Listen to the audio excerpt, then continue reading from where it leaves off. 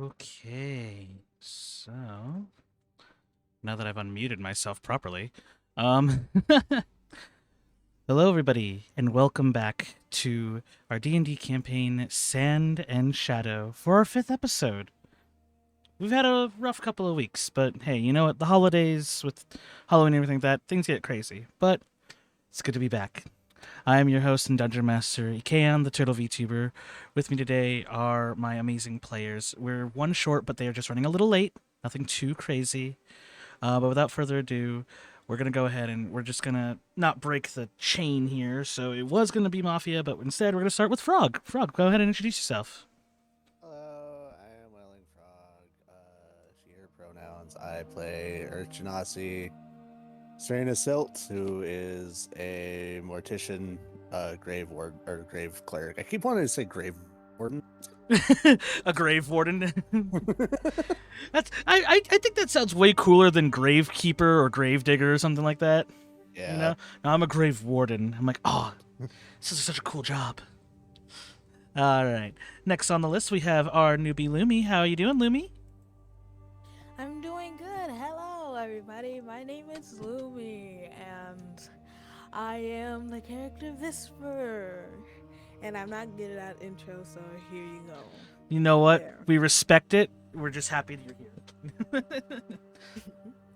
Following, of course, is our wonderful Rune Phantom. Good afternoon, everybody. I'm Rune Phantom. I am playing the Arakakra Squarb Featherfowl, who is currently serving as the role of the party's tank. The only thing that seems to get him is environmental damage, so you gotta up your game there, Ikeon. Hey, you know what? Arrows still hurt eventually. Oh, they will. I'm shocked I haven't been tagged with one yet. Me too. We'll see, though. And then, of course, coming in last but certainly not least is the lovely Cherry. Is she on push to talk?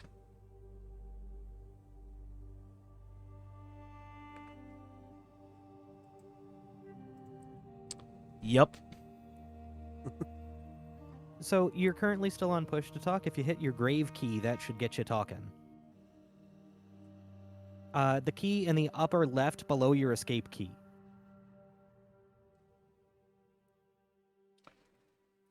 It should be to the left of your 1 key in your number bar. Can you hear me now? Yeah, there she is. I'll come help you turn that off. Sorry.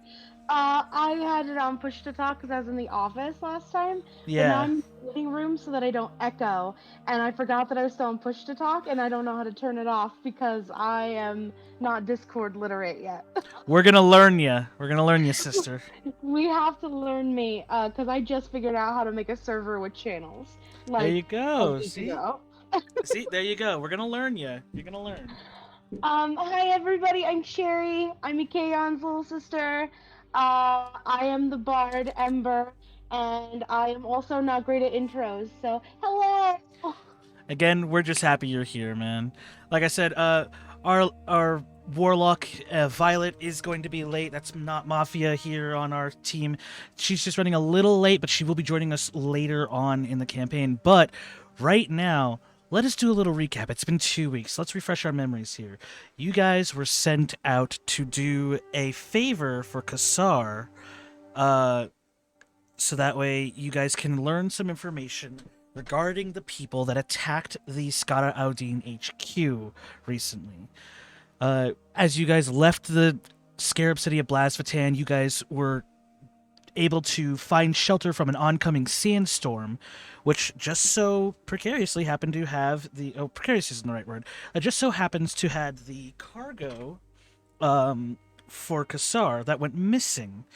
You guys delved deeper into the caves, avoiding a rust monster from definitely eating all of your equipment, and only to find yourselves locked in heated battle against a group of cultists who followed the destroyer god Golion, a centipede-esque god who was able to... whose statue was emitting large amounts of poison But you guys were able to defeat the cultists and all of their centipede summons, and with the help of a priestess's spirit that you guys had befriended along the way, you were able to purify the den of evil and cleanse yourselves of the poison as well. In doing so, however, she shattered the very statue, and you were able to find the cargo that was hidden underneath. Last I left off, you guys were talking about whether or not you're willing to put the corpses in the cargo crates because Violet thought they would be useful for her business. Oh my goodness. That's where you guys left off. Now, Sounds right. I'll retcon that later when Violet comes into play, because the last thing I saw when I went over the VOD is that you guys Violet and Serena were doing a business transaction for 150 gold. So that's always fun. But yeah, so for the 4 of you that were there, I will say you guys will take a long rest because it's been 2 weeks out of game, and I just feel bad making you guys try to go through the cave again. So as an act of good faith and kindness, go ahead and take your long rest, get your spell slots back, get your hit points back, and we will meet back at the mouth of the cave when you guys are all good to go. So if you guys haven't already done that, go ahead and do that now. If you need to change your spells, for those of you who are prepared spellcasters, go ahead and do that now. But while we were going on, yeah, you know, cleric. Weird. It's almost as if I called you out on that. Shush. Let's see. But we meet back at the mouth of the cave where Visper is sitting with all the Sunstriders. I'm sorry, not Sandstriders, Sunstriders. And you guys all notice that the sandstorm has finally disappeared from your vision. But it is currently now midday. The sun is just at its peak. It's going to be the hottest time of day until the sun goes down. What would you like to do?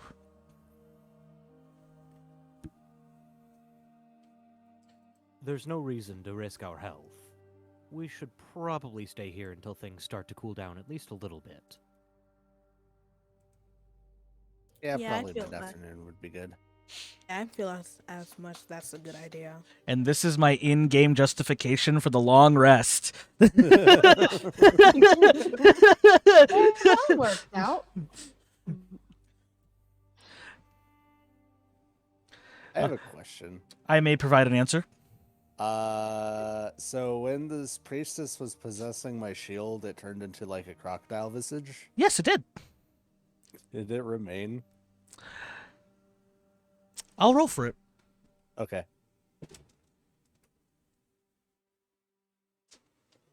Oh, goodness. My chair flipped completely around on me, and Dear. I ended up smacking my stomach against the back. Oh no. It's fine. Your DM's Oh. fine. Good. He's a turtle. He's fine. Well, turtles on their back can have a hard time. You know this. I know. But I'm fine. Fair enough. Nothing my carapace can't handle. Good enough. Now, whether or not my shoulder and neck are going to be fine is a different story. I slept terribly. Oh no. I have Aw. terrible sleeping habits, guys. I'll be real with you. So do I- I feel that. Right? Well, like, I toss and turn, and then I woke up today thinking, all right, I'm going to sleep on my back. It's going to be good for my back. Sleep on my back. I wake up. I'm on my stomach. I'm like, what happened? What happened in the 6 hours I was asleep? Anyways, let me roll for Best that. laid plans. Hey, so we gotta set up a timer. we gotta set up a like a ticker, because that's the first nat 20 of the day. Oh. So guess what? Yeah, that shield still looks like a crocodile's head. Nice. That's a big crocodile head if it was a coffin lid. Yeah, it's like the top of the crocodile head, so it looks like half of a crocodile's head is on your shield. Nice. So it works out. But you do I'm notice cool with that, yeah, but you do notice that her spirit, you no longer feel her spirit in the shield. Yeah. So, as you guys take your long rests and nightfall occurs, the days. So, as you guys should know in the desert, you guys would know that deserts are. The weather, or more so the temperature in deserts, fluctuates. Extremely hot days, peaking at noon, peaking at the highest point in the day, and then it stays that way till after the sun sets, and then it's freezing cold temperatures throughout the night. But All right. you also know that these are some of the best times for you to go traveling because you don't have to worry about the heat, and you guys are well dressed for the evenings. You're used to these sorts of days. How would you guys like to handle your evening or the rest of your day?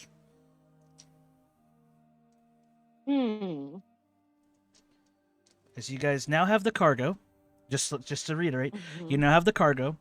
Your goal is to bring the cargo to its destination, and whether or not there are corpses in there, we'll save for when Violet comes in. All right.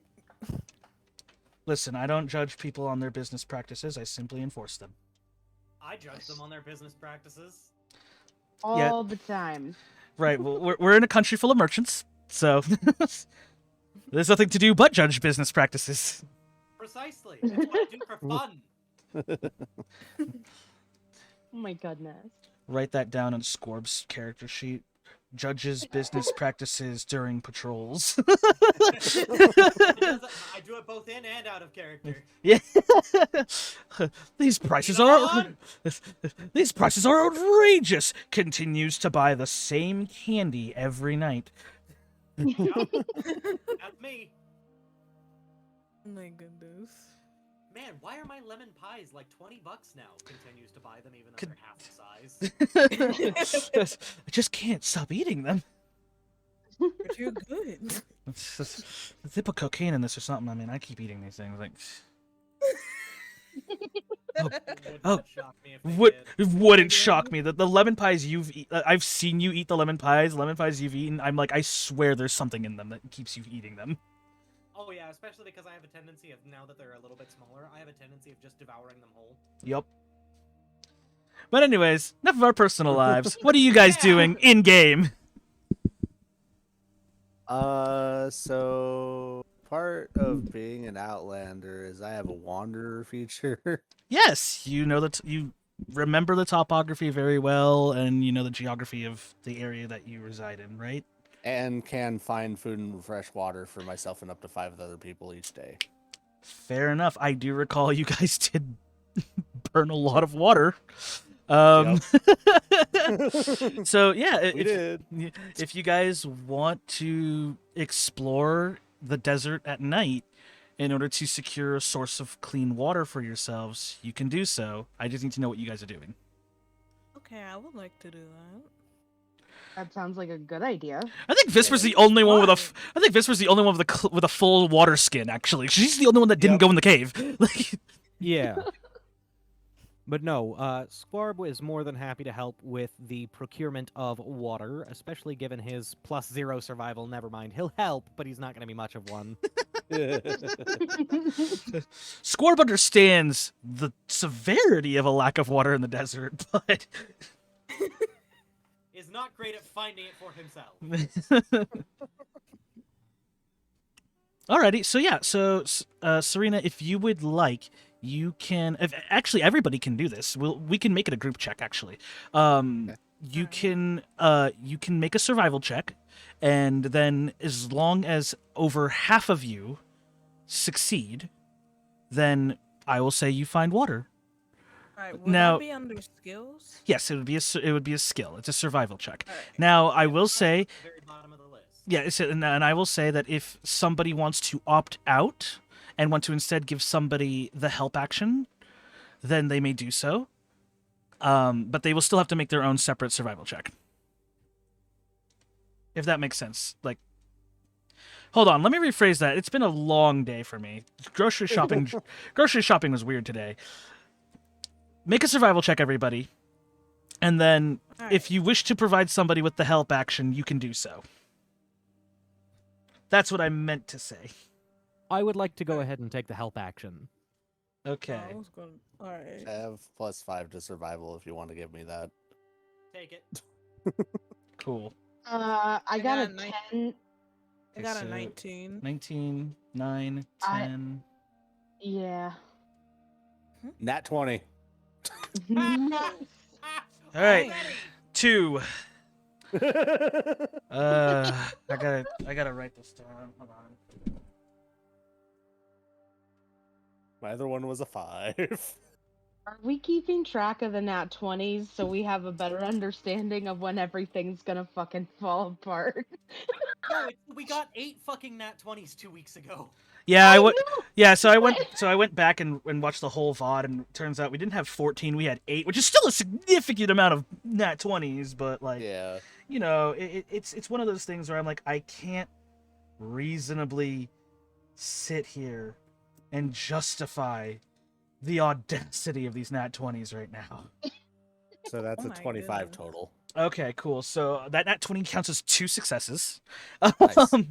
So that definitely counteracts it. So yeah, 3 out of 4. Yeah, you guys did it. You succeeded. So Yahoo! so you guys take your Sunstriders, and they sort of just crawl along the sands as you guys begin to scan around, and thankfully there isn't any heat hazes to obstruct your vision, and Serena, being an outlander, being a desert tribesman, is able to kind of see past that sort of haze a little bit better. You notice there is appears to be lights out in the distance, and these lights are being dimmed by large forms of shrubbery. You would recognize this as an oasis. Oh, perfect.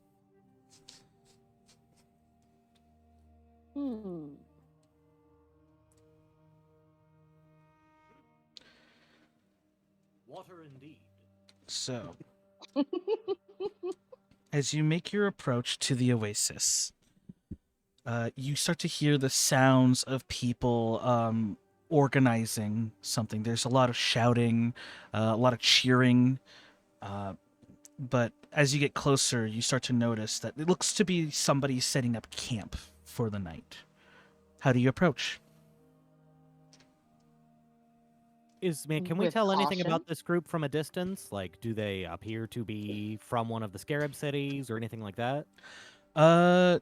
Based on how they're dressed, you can definitely tell that they are adventurers of some sort. Whether or not they are desert tribesmen or people from the Scarab cities, it's kind of hard to say. They're dressed to survive outside of the Scarab cities, though, if that makes sense. That does. And can we tell, like, it's fairly clear that they're adventurers, not bandits? Remains to be seen. They don't seem to sport the usual jargon that bandits sort of speak, if that makes sense. Like, they're not like they're not sailors, you know. They're not like spewing swears every other word, but they certainly seem to be more organized than bandits.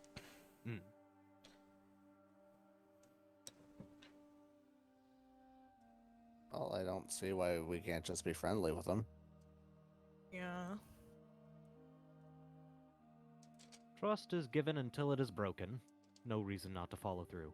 Or follow you guys, is what I'm saying. Brain, not working, sorry. We're all adults, we understand. Yeah. However, given my general mannerisms, I think it's better for somebody else to be the first person to speak to them. All right. I shall be the one to take up the task. This is exciting. Yo, y'all good? Oh,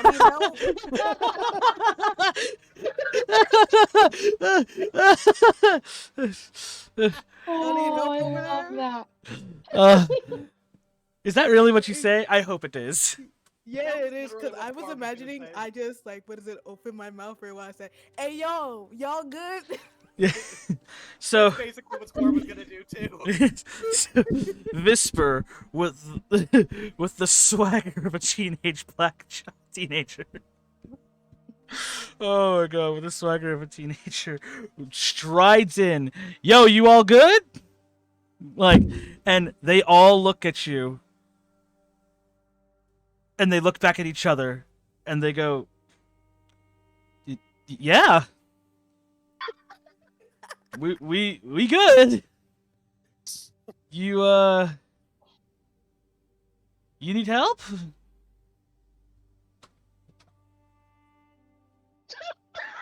I'm still dying over what I said. My I goodness. think it's because you had like all that gusto and confidence, like I'll take up the task, and then instead of being like, "Good sirs, fine, Morrow," and you were like, "Yo, what's up?" Like, I'm just picturing Blade. He's just like looking down at his nemesis, and he's like, "Some motherfucker's always trying to ice skate uphill." Like that's the same energy. It's the You went exact with same- that gusto. You went in swinging. Like that is the biggest dick energy I have seen in so long. Big dick energy. I don't think we're like 10 minutes in, and we've already got big dick energy. I mean, you know what? Dungeons and Dragons. Big dick energy. Ain't no wizards here. We're just about that BDE.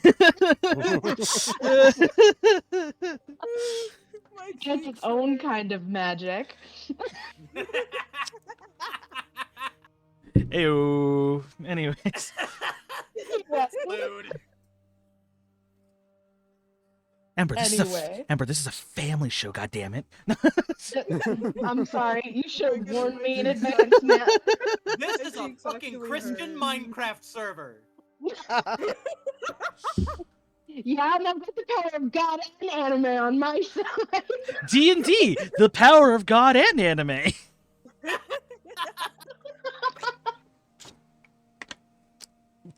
Tell me I'm wrong without telling me I'm wrong.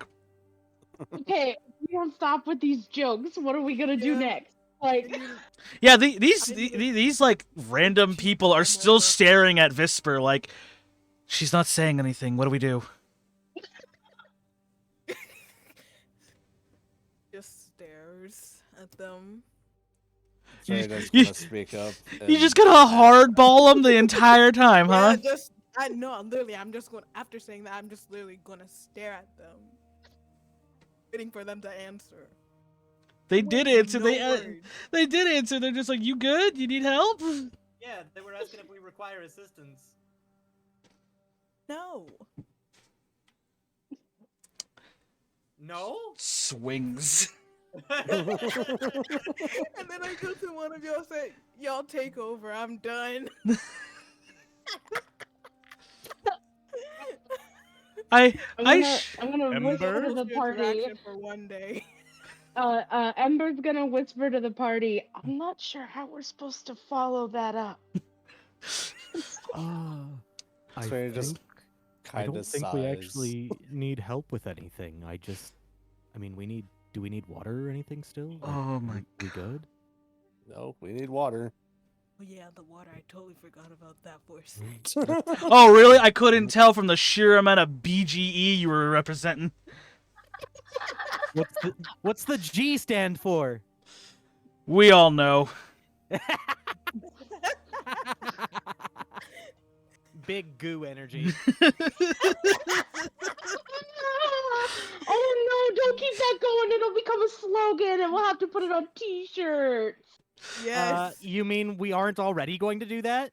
No, we're Yeah. gonna do exactly that. This is the Anyway. This is the energy 2 weeks and a Halloween party due to us. Squarb will stand up straight and look at the guy who's addressed us. We could do with some water and a place to stay for a little while. If it wouldn't be too terribly intrusive for you, we'd like to go ahead and fill our skins. And then immediately you see like the 5 people, their shoulders slack and they're like, "Oh, thank God, a normal person." For now.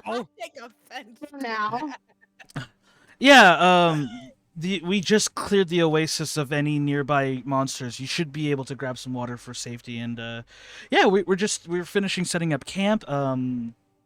If you guys don't have any food, you're welcome to share with us. I think we have food. However, just the water would be wonderful. You said you cleared the oasis of monsters?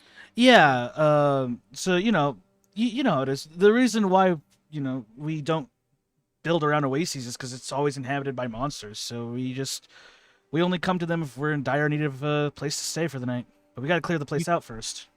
You keep saying we. I hope this isn't too terribly rude, but who is we in this case? Oh, right. I forgot. We're with one of the tribes. We're just we're scouting around for resources right now before we move on to our next location. So, Do I know which tribe? uh, Bit off observation. give me a perception check. Okay. Let me see if you can find what we're looking for.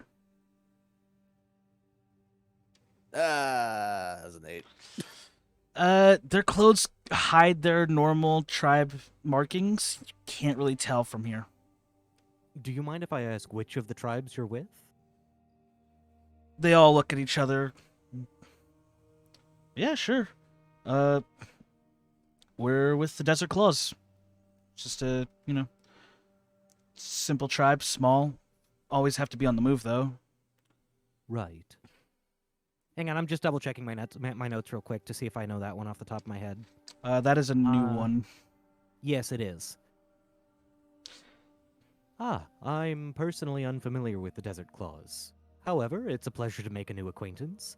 Yeah. My name is Squarb Featherfowl, and I am here. We're out here on business. We have some things that we needed to locate for a partner of ours in. Shoot, what's the name of the city we're in again? You guys were in Blasvatan, and you're Thank heading you. to a different city. Right. We're out here on business for some friends of ours in Blasvatan. Oh, one of the Scarab cities, right? Yes. I mean, are you making your way back to Blasvatan, or are you guys heading somewhere else, or? We're headed to Kileron, aren't we? Was that right? I think that's right. Mm-hmm. Ah. Oh. What Serena said, we're off to Kileron. Oh, well, we were just making our way there to trade. So if you guys want to tag along with us, Oh, that would be wonderful if you don't mind. absolutely. Hey, let me just do a quick sweep to make sure that we actually cleared the water to be on the safe side. No need trying to get a new friend eaten alive now. I'm more than happy to assist with this. I'm a capable warrior. I can tell. As he stands up, you notice that his legs are. You couldn't tell because of the way he was seated, but as he stands up, his legs are bow-legged, and he seems to as he removes his hood, he has very feline features. He looks sort of like a panther, or maybe because of the lighting, you can't really tell, but he looks maybe like a panther or a cheetah. You can't tell based on the lighting. Neat. But he extends his hand out, and it's just this really big paw. Ooh, I don't think Squarb has seen a dude like this before. The closest person you've seen is Officer Lee. Officer Lee, and then the only other animalistic person that we've seen so far has been Kassar.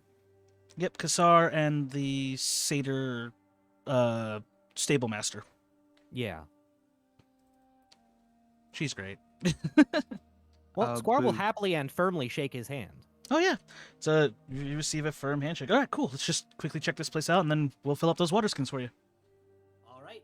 Squarb will draw his sword and tag along. Cool. He pulls out his scimitar, and he's like, "All right, just be careful. Things like to stick to the grass." Oh, don't worry. We're quite good at taking care. All right. So as you guys go ahead and do that, what would the rest of you like to do? There are 4 other adventurers, is the best way to put it. They were just hanging around, setting up camp. Hello, I am here. Hey, there is Mafia! Greetings. Welcome. Mafia. Did you want me to take that ninja video Yes, from I you? have. There it is. Cool. I will go ahead and add that. I hate that we have to keep doing this, but I'm totally fine with it. Yeah, it's annoying that it has to be a new one every time. But you know what? We'll work on it. We'll work it. We're making it work. Alrighty, let's see here. Go to properties. So they are. Oh wait, Mafia. Since you are here, we can now figure out: did you or did you not stuff 5 corpses into crates? Yes, I did. Okay. All right. What? Funny. Can confirm there are now 5 corpses somewhere in the crates that are going to be sent to Kileron with you guys. Oh gosh. Terrific. I just Great. really hope our new friends don't find them. You guys are. It is currently nightfall for you. And you guys made your way to an oasis where you met a group of scouts from a desert tribe known as the Desert Claw. And so you guys are. Desert Claw. Yeah. Oh, that's not ominous or anything. Very ominous. I mean, I literally have named most of these desert tribes just desert and then a noun. So, like, there's the desert hornets. There's, that's Oh, a good. that's at a least it wasn't the Hornets then. yeah. So there's the desert hornets. Hornets. Yeah, we don't want the hornets. Yeah, the desert hornets, which is the bandit tribe. You guys have, we have the desert claw. You guys have the desert air genasi, which I don't have an official tribe name, but I'm just calling them that as a whole. And then I've referenced multiple times the desert earth genasi tribes. So literally, I just put desert and then a noun in front of them. I appreciate the honesty. I'm into it. So I have a question. Again, I may provide an answer. Rituals don't require a spell slot if I just ritual cast it, right? When you ritual cast, you change the timing of the spell to 10 minutes, but you don't burn a spell slot, correct? Before we left the cave, could I have cast Gentle Repose on all the bodies? Yeah, I had to retcon to make sure we had bodies to do that with first. Like, Yeah. and during your long rest, I could have reasonably justified you just ritual casting Gentle Repose on the bodies. Okay. All right. So they are protected from decay for 10 days. Oh, good. They want to emit a smell. Yeah. We live in a society. But hey, you know what? Let's just do a round of applause for ourselves, guys. This is the first time all of us are here outside of session Ooh. 0. Like, Yay. go us! Yay! We did it. We've Yay! achieved. Thank you. Finally, a scheduling didn't have The too many finals, issues. I was the late, 6 of however. us. Yeah, all 6 people have arrived. That's perfect. Yay! I'm gonna mark I that love down. Dungeons and Dragons. I love Dungeons and Dragons Fun. scheduling. Did you hear the Rise movie internally. That's the delayed real by 4 BBEG. I love dragons and Oh yeah, no, dungeons. the movie got delayed, but for good reasons actually. It turns out that a bunch of other movies are coming out around the same time, and the company producing it is straight up just like, we want to give Dungeons and Dragons the best possible chance it can to succeed. Correct, and I'm down for it because I don't want to compete for that movie with anybody else. Right? No, No. and I'm so excited to see Chris Pine, like, do good. Right? Not Wonder Woman 1984. I mean, what? Sorry. I'm sorry, what? Did you say something that didn't exist? Yeah, no, it doesn't exist. I don't know what we were talking about. I think I just fell into a different reality for a second, and it was awful. It's terrible. Let's move on. No, I didn't expect that. But then I expect not expecting something, so it evens out. Wow. So, anyways, so yeah, that is your catch-up moment, Violet. Oh, also, if you would like to you may take a long rest and recoup your spell slots. Yes, my all 2 spell slots. Indeed. Pretty sure I Let's slurred keep those spell slots to bodies say like spell this. sluts, and now I'm going to create.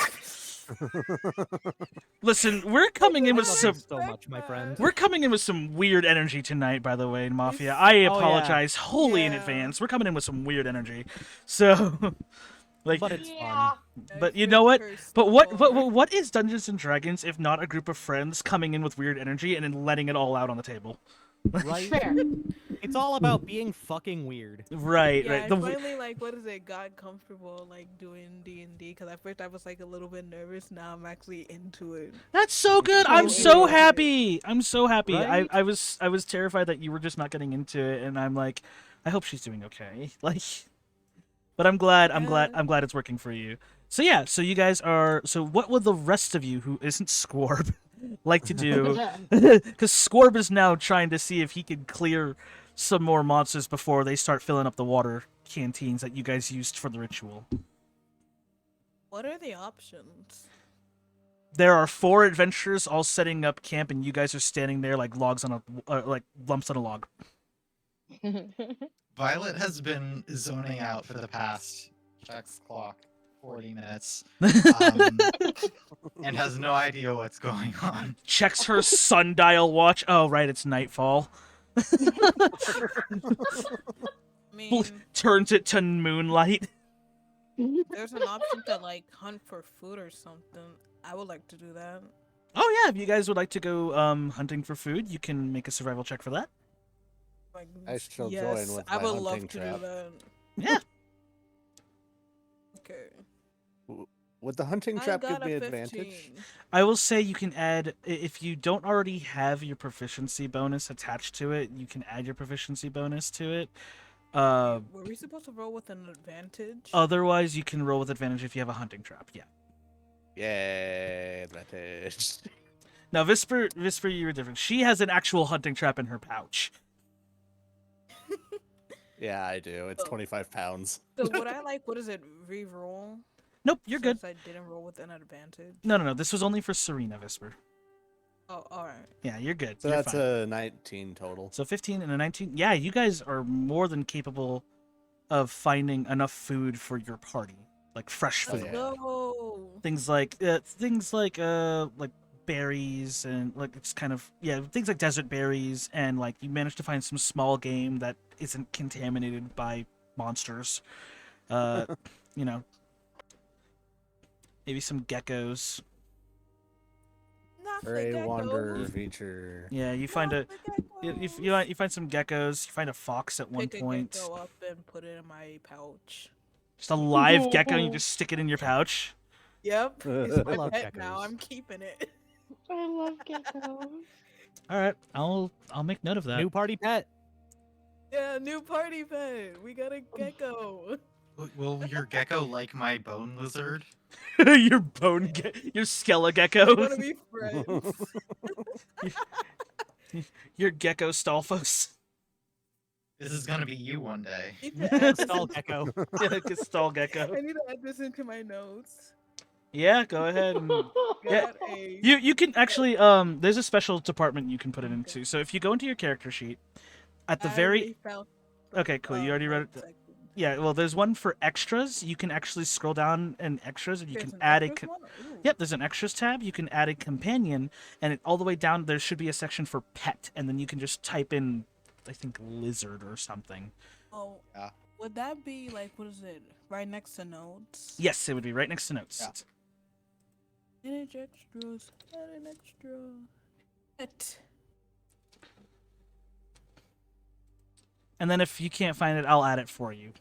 I can't find it. I got you, boo.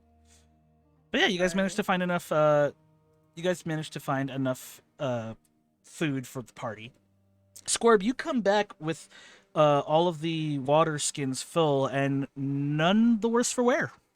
You guys just sort of Oh, good. meander back, and you're like, wow, that was actually pretty good. It was really safe. I'm really happy about that.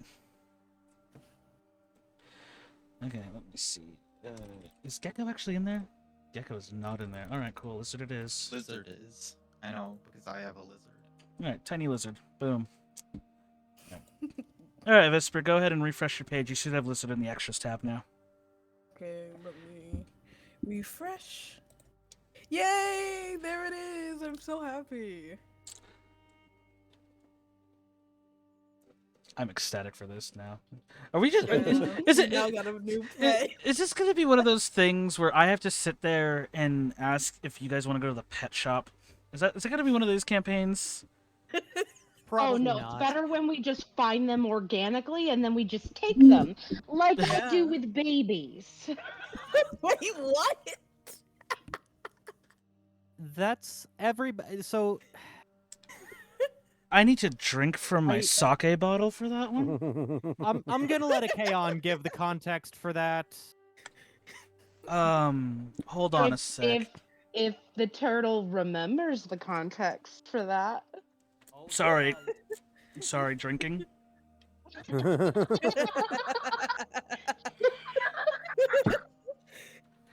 All right, that's one shot. There's so much cursed energy in this stream. There Yo. really is. Man, we're not even an hour in, and I spent 5 minutes on it. Oh my 40 gosh. minutes in, and 5 of those, out of a 45-minute stream, 5 of those minutes was spent on an intro reel. Like, this is the energy we brought to the table, y'all. I am all for it. This is the kind of energy I love, because I love Oh, man. chaos. But we're not gonna spread our laundry out. I'm here to kill chaos. I'm an agent of chaos. Oh Oh god. gosh. We're barely an hour in. Yep. Let's go. Energy. So yeah, so you guys sit down. How do you guys set up camp or anything, or? I would like to establish that the entire time I've been gone in this session so far, Violet has been arguing with Serena about I should be getting these bodies and I don't need to pay you for them. Why do I need to pay you for them? These are my bodies. You're But paying me for the processing. I don't need you to process them. Alright, that's a 19. You don't. I can need just me take them to- raw. That's another 19. We can process them ourselves. That guy just take fails. them raw. Guys failed. Yes. You know, your Okay. All that master phrasing. like constantly comes to me to process bodies for you guys, right? I'm cutting out the middleman and just dealing with the problem Okay, right now. then why do I have to pay for it? Why can't No, I why can't the said- business pay for them? No, that's what I said. I wanted him to pay. I didn't say you. I know the lizard. Really can hear hope me. that you guys haven't been arguing about this in front of our new friends who have no idea that we're transporting corpses. We're taking it aside. Don't worry. Neither of us care. Ow, BGE, what am I BGE, BGE. That's such big goo energy. Oh my god. No, Oh my gosh. God. Violet, I'm not asking you to pay. I'm asking points to the lizard that to pay. My lizard. You know what I mean. At this point, the skeleton. At this point, the stall gecko just looks at you, and then you could swear, if it wasn't for the fact that it's dark outside, that the gecko literally just lifted its tiny little arms up as if it's trying to shrug at you. That's adorable. We Yeah, have it to see if really the bodies is. are even fit for it anyway. That is so cute. It's 11.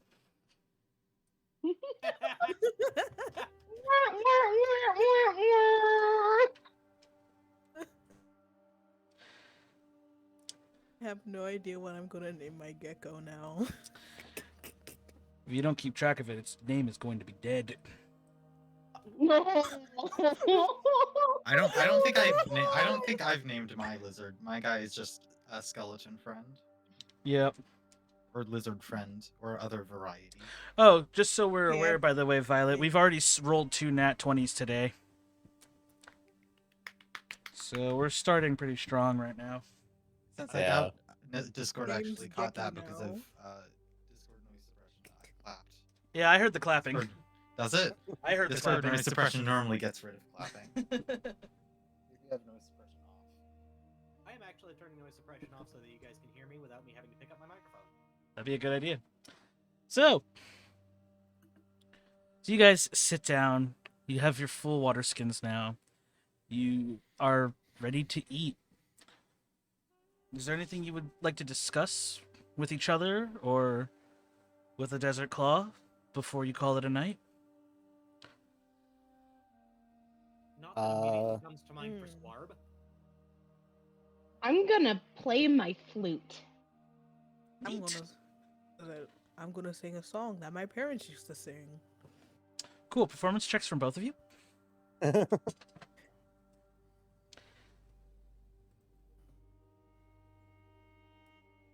Got a 14. Ooh. I got a 24. Jesus. Alrighty. Just what was I thinking?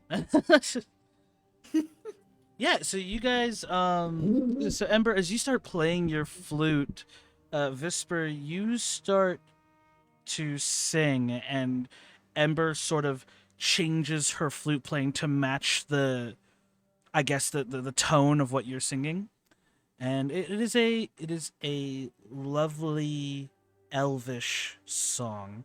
Does anybody here speak Elvish? Nope. I don't think so. Let me double check No, my I do not. languages. I believe I might. Oh, nope.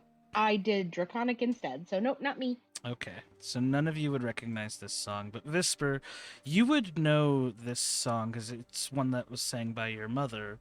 Though you don't really understand the lyrics because you yourself do not speak Elvish, apparently.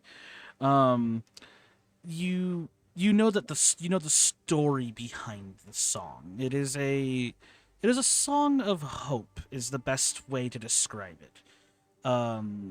You just don't understand what the lyrics means, but you know that when you sing this song, it instills great hope in you and those around you. Mm-hmm. Oh. As you My guys, mother used to sing it every single night. Really quick, is there like a leader of the group? Kind of dude who stands out as leader? it's kind of hard to say. They all seem to be doing their part for each other. But if I were to point out anybody who would be the leader, it would probably be the feline individual that helped Squarb on the way to and from the oasis. Okay. I would like to approach him and ask him, hey, this is kind of out of the blue, and I know it's kind of awkward for me to ask since I am an Earth Genasi, but have you heard anything about Earth Genasi cores getting stolen? Wow, that was unexpected. Yeah. I don't know how to approach this topic with anybody, so hi. Fair enough. Yeah, no. I don't know. Hey guys, have you heard anything about this? I mean, wasn't one of the tribes recently like wiped from the desert? I don't know. Okay. I was just wondering. Yeah, we can keep our ears to the ground if you'd like, and see I'd what we can greatly find out. appreciate that. Yeah, I greatly appreciate that. yeah. Here, if you can just and he pulls out a journal with a quill, and he sets an inkwell down. If you can just write your name down, then we can keep in touch. All right. And then she'll write down Serena Silt and then Stiffs and Boards and Bazvatan. Okay, that's awesome. Cool. He just shuts the book down, closed, and then he puts it back in his cloak. Hey, listen, we're really tired from our journey today. Would you guys mind taking the first watch? Totally fine. No problem. Yeah, I don't need to sleep, so I'll be fine. That's cool, but in a creepy way. Not gonna lie. But I respect it. I respect that about you. It's really Yeah. cool. I can just keep watch and I'll alert you all if something happens. I just slip into I'm still conscious. It's just resting. That's yeah. It doesn't change what I just said. But you Elves know what? do it too. I'm no, not no, an elf, but okay. I'm gonna go to bed. So we're just call us when you need to do a rotation. You know what I mean? Just we gotta take turns. Yeah. And then And then like he slowly makes his way back to his tent, and then he looks back at you guys, and then turns back into his tent, and then he just goes inside. I Alright, don't so- need to do rotations. I'm fine. Yeah. So who among you will be taking the first watch? I'm more than happy to stand and take it. Okay, so Violet and Scorp. Yeah. All right, cool. I wanted to take first watch as well, but I can like wait. If you guys want to, like, if more than 3 of you want to take a watch, if the whole party wants to take a watch, be my guest. I'm not gonna stop you. I'm just I mean, asking. The thing is, I literally can just take watch, and I have no penalty. Yeah, to it. Like, it's she- not like She doesn't I'm need fully sleep. conscious. Like, constantly. I can like take watch. Fair.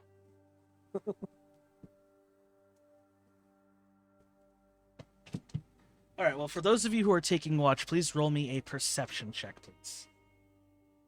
Scary. All right. See nothing. 12. That one. Dang.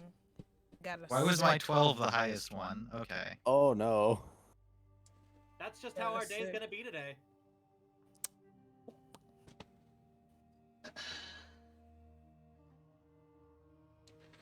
So 12's the highest. 12 is the highest. Alrighty. In that case,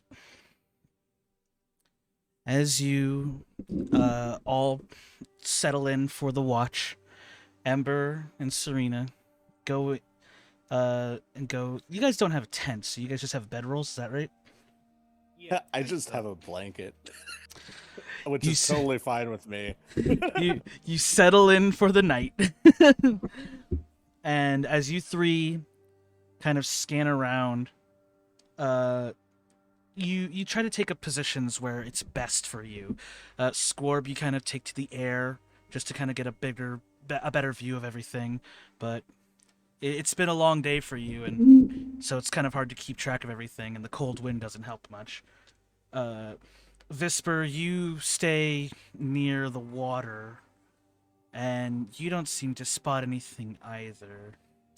Violet, you stay next to the campfire, keeping it alight for the other 2 and for the rest of the party as you kind of scan around, but you don't seem to notice anything out of the ordinary.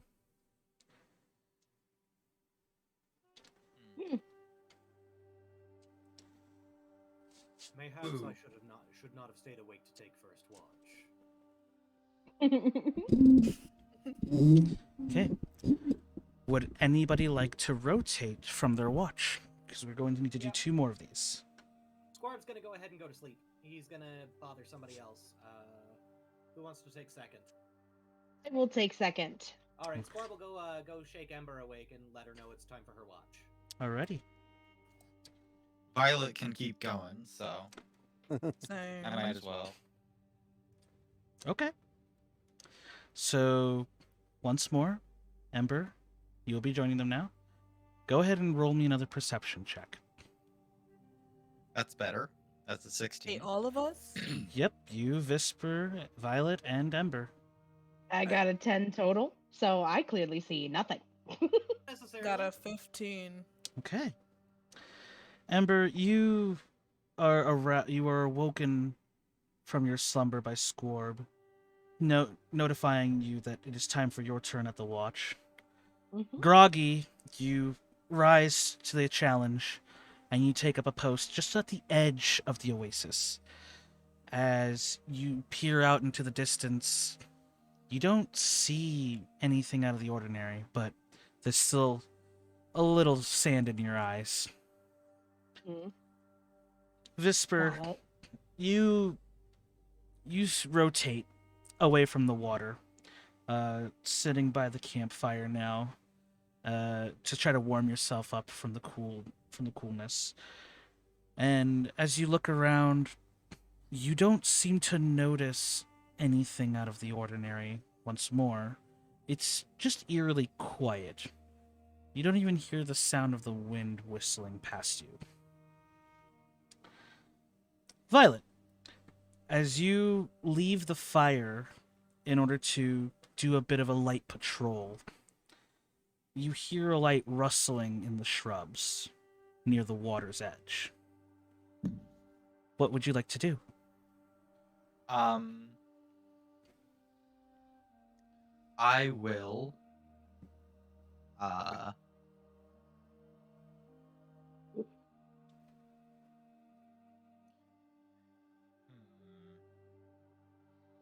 uh, I don't know. I'm not gonna do anything too uh big, I guess. I'm just gonna go investigate it, I suppose. Okay. Are you looking for anything in particular, or? Um, well, I noticed roughly where it rustled, right? Yes, it's near the water's edge. Yeah, I guess I'm going there. Okay. As you approach the water's edge, the rustling suddenly stops. Strange. Uh, so I'm going to take out my little lizard friend, and I'm gonna tell it if something happens, go back and get others. And I'm gonna investigate further. Okay. As you press closer to the water's edge, um, you'll notice the rustling continues when you stop moving. But then, as soon as you start making its approach, the rustling becomes more rampant, and skittering right out is a group of 3 geckos that just skitter out of the shrubs. And this rustling is Alright. no more. We're good. Mm-hmm. But that is all you detect. Would anybody like Great. to do one more rotation before we call it to the morning? I'll take one. Okay. Ember, would you Yeah. like to stay on? I think I will go ahead and. I guess Ember is gonna go ahead and just wander back to bed, feeling kind of groggy, rubbing her eyes, and being like, I'm just not waking up tonight. Mm-mm. Fair enough. Okay, so you head back to sleep. Okay, Serena, Violet, Vesper, are you still going to stay on, or are you going to take a short rest now? Or you're going to take a long rest now? I think I could stay on a little bit longer. Okay. I will note that if you don't rest, you will be taking a level of exhaustion. Oh, Technically, I am resting. You are, but Vesper isn't. Vesper's an elf. Elves Yes. get They that need to same meditate. thing, right? No, they need to they go need- into a meditative state for 4 hours. Oh, That's what I'm saying. If she doesn't rest now, she'll take a level of exhaustion for staying up too long. sure. I will take a rest then. Okay. So it'll just be Serena and Violet. Go ahead and The roll me. dynamic duo. Yep, go ahead and roll me one more perception check. that's gonna be a good big 4. That's a 19. Okay. As you both kind of finish up the watch, the sun begins to rise.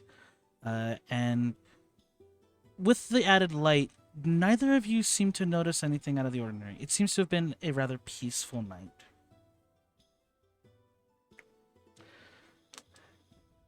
As the dawn rises, you guys wake up the rest of the party, and you begin to pack up for the day. Now the day is yours. How would you like to proceed? Well, we're still our main goal is to get back right now, right? No, we need to go to. I just had it. Where Kileron, to deliver the boxes Oh yeah, that the bodies are in. yes. We'll take them out before we deliver them. Okay. Probably.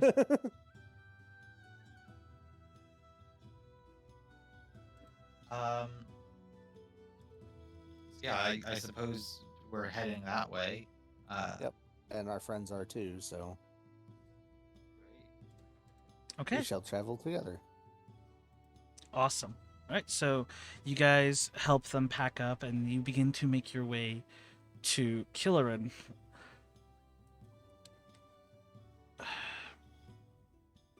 I believe Serena would be the one to do this, I think. But I will roll for the Desert Claw. Go ahead and roll me a survival because you guys are out in the desert and Ah. you guys have to find a moving city. That's fair. In a moving city. Yeah. The scary That's a piece, man, the scary- 22. All right. Okay. Wow. All right, cool. My poor guys. My Oh, poor no. desert claws. They're just like so as they stretch and wake up and get ready for the day, the leader, quote unquote, sits and goes, "So, do you guys know where Kileron is?" With a 22 you would. Yeah, no, I know rough estimate of where it is. Ah, great. Then It's well, a moving city, so yeah, that's why we have to constantly move. It's kind of hard to keep track of which city is which. But hey, we'll follow you guys, and then we can work from that. And he looks around and he notices that you guys still have these sunstriders. Oh,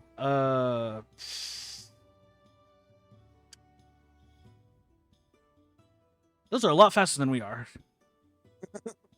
Yeah. Maintain pace with you guys. Oh, I mean, we don't have mounts. We're hoofing it. oh, We rent or buy these guys, You rented them. so we do need to return them. yeah. Eventually. You know what? Actually, how good are you guys at riding those? No, I would say that I myself am quite adept. I can handle myself. Okay. Violet, not so much. Okay. Well, hey, so we have this like sand sled. Would you be cool if we like attached it to one of your sunstriders?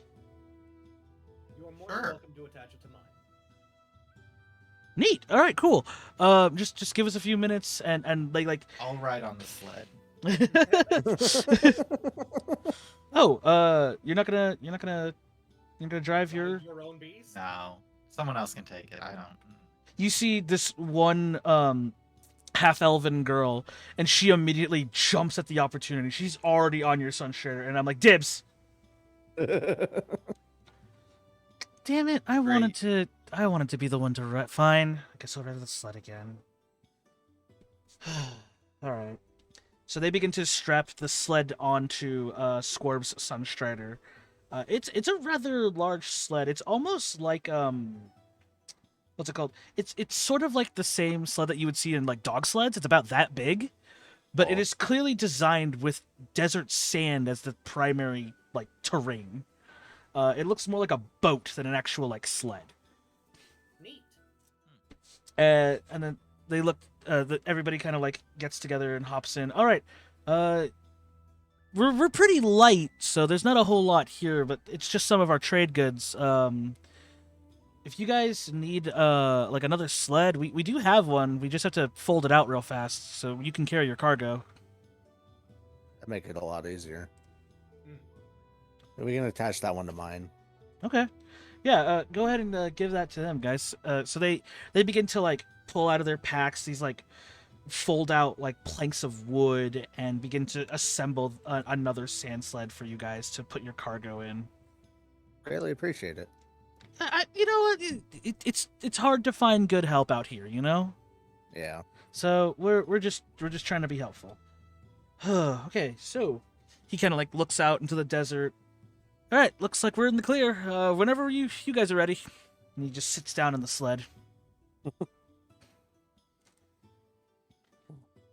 We're mounting up. Go ahead and mount up, and we're ready to Alright. roll whenever they are. All right, Yeah. cool. So the better question is, how fast are you guys going? Fast. Probably not so fast that we leave these guys in the dust, but if we're basically operating as like forward scouts, that's fine by me.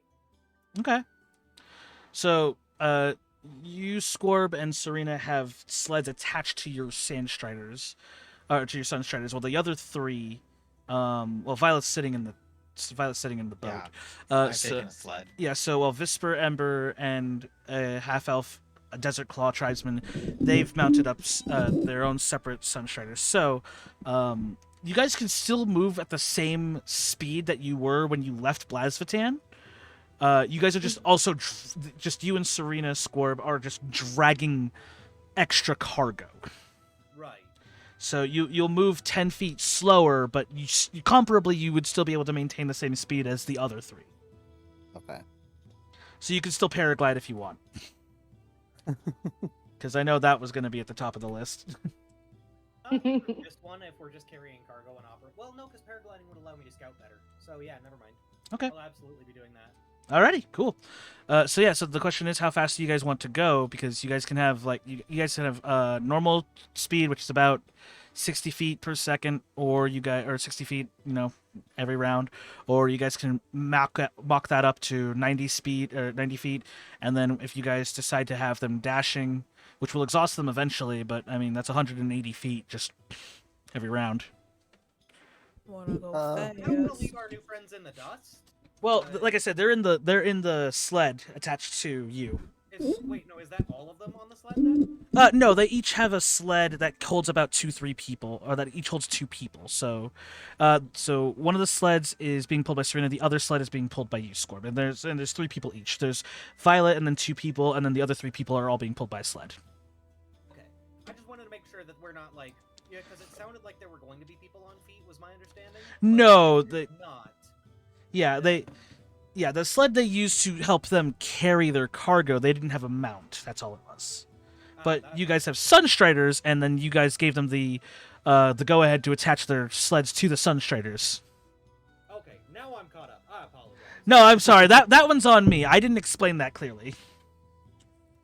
I think we should go at a fairly decent clip in that case. Yeah. Probably not fast enough that we're going to drop somebody off the sled should we hit a bump, but... Yeah.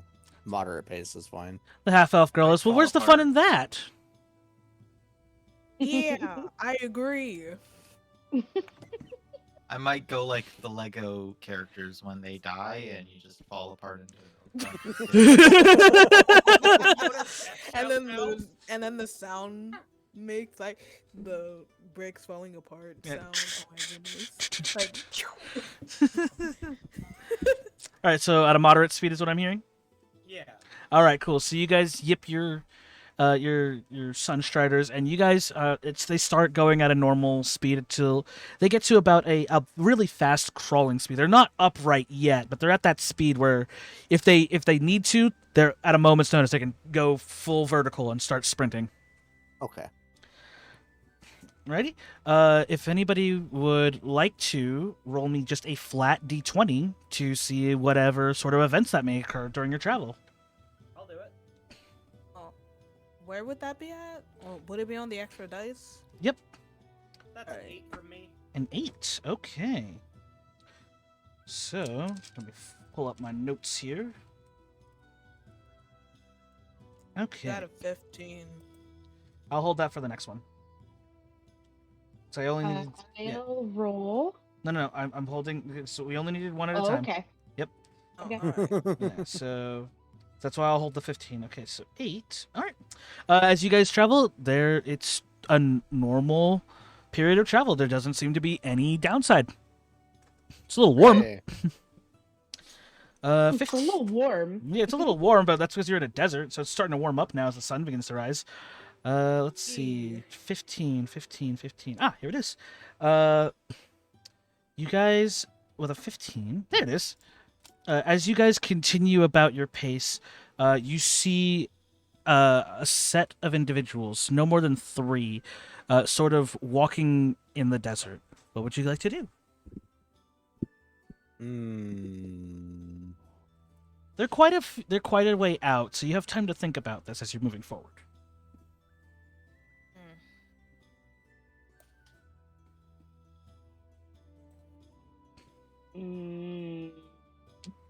When we get close enough, I'd like to do a perception check and see if I can potentially recognize where they're from at least. Certainly. Go ahead and roll me a perception check now then. Yeah, 12. All right.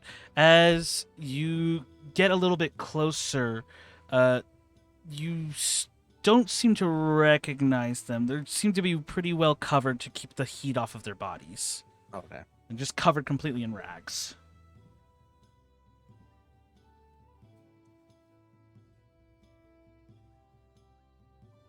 Hmm. I mean, we don't really have to pick up more stowaways or anything like that, so. I mean, are they starving out in the middle of the desert? Do they have any supplies? It's hard to tell. They seem to just be walking through the desert, but they seem to be at least well protected from the sun. But they don't seem to have any packs on them as far as you can tell. But they also don't seem to be armed either, as far as you can tell. Do we have space on the sleds? Sadly, the sleds only hold up to 3 people per sled.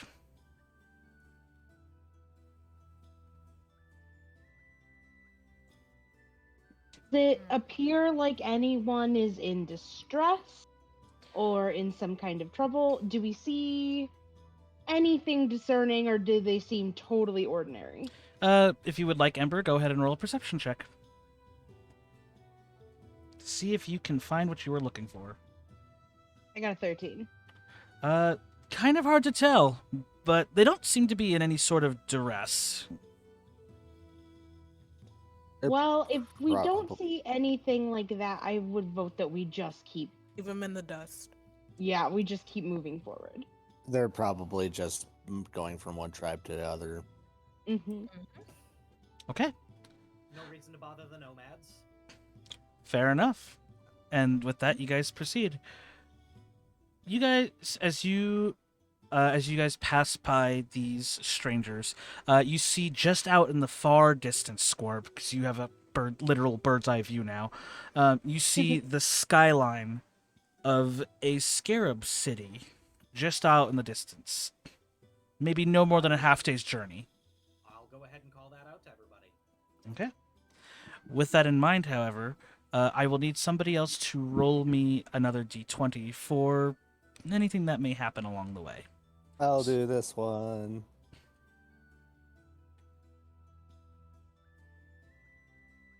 That's an 18. Okay. Let me see here. 18. All right. As you guys continue traveling, you will notice this before anybody else. Uh-oh. You'll notice that the sands begin to shift ever so slightly on either end of your little group of Sunstriders. Calling that out to the party immediately.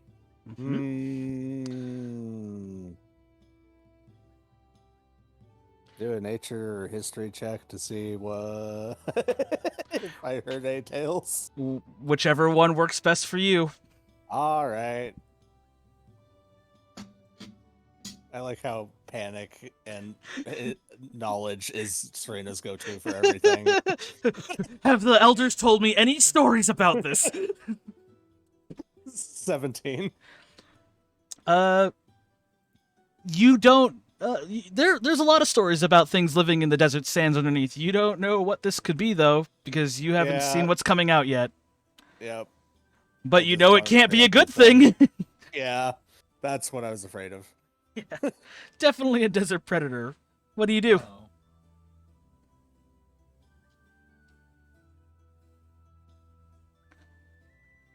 Well, start by descending down and getting ready to rumble. Alrighty. Yeah. As you guys set up, roll me a perception check, everybody, if you would like, to see if you can learn more. That's a 13 for me. Okay, 13. That's a 10 for me. I got a 10. 17. 10, 17. Got a 12. I am having crappy rolls today. All right. That's not bad. That's okay. I mean, it could be worse. Exactly. Yeah, Could be it that really much. could be. Could be worse. Question: What is a good roll? The So closer because you are you're to rolling 20. a d20 on average, anything Closer you more are to than 20 20. is like, yeah. So specifically in regards to d20s, you're on average going to roll somewhere around 10-ish, but it's really dependent on the check. Yeah. Okay, so let me see here. Squarb and Violet would see this. That was a mighty crunch. Sorry. You're fine. As you do, you'll notice these large stone-like protrusions pop out from the sand, but it's still keeping pace with your sunstriders. There appear to be two of them, one on each side. Serena, with your previous history check, you would know these to be sand sharks. Oh, good. I relay that and say we should probably speed up a little bit. See if we can't outrun them. Oh, all right. All right. I agree with that. Mm-hmm. The desert claws.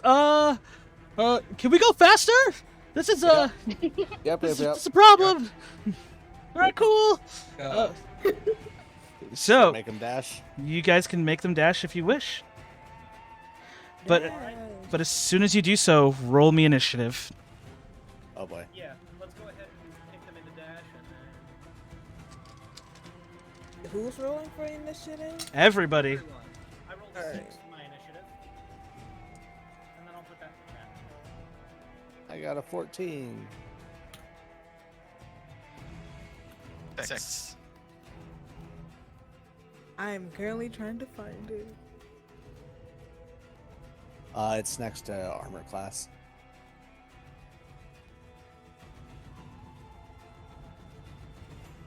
Oh, there it is. Oh my goodness. Ooh, I got a 15. I'm not sure if that's good or not. That's the higher good. you are in initiative, the better. Yay! And then This is Ember, did my- you roll initiative? I forgot where the button is. Oh, now I'm looking at the button too. Okay. 13. Woof.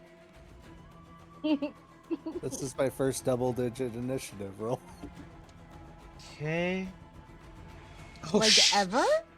Yeah, like for this Oh campaign. My goodness.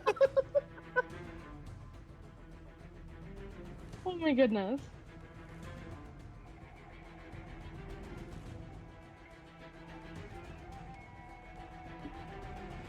Oh my god, are you serious? Keepers!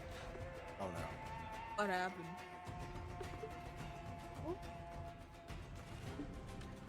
Alright, that's much better. That's much better.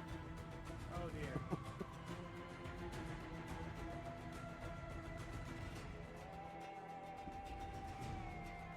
Oh, that's less better. Let's Oh, no. play. Is the DM no. rooting for us or against us? The answer is We yes. shall. We shall see the next installment of Dungeons and Dragons. Find out next time. Oh! Okay, well, that one's definitely worth it. I also gotta notate that guy down. That's the third nat 20 for the day. Oh, Wow. Uh go oh. hydrate yourself. I have a feeling that might not be good for the rest of us. Ready to rumble.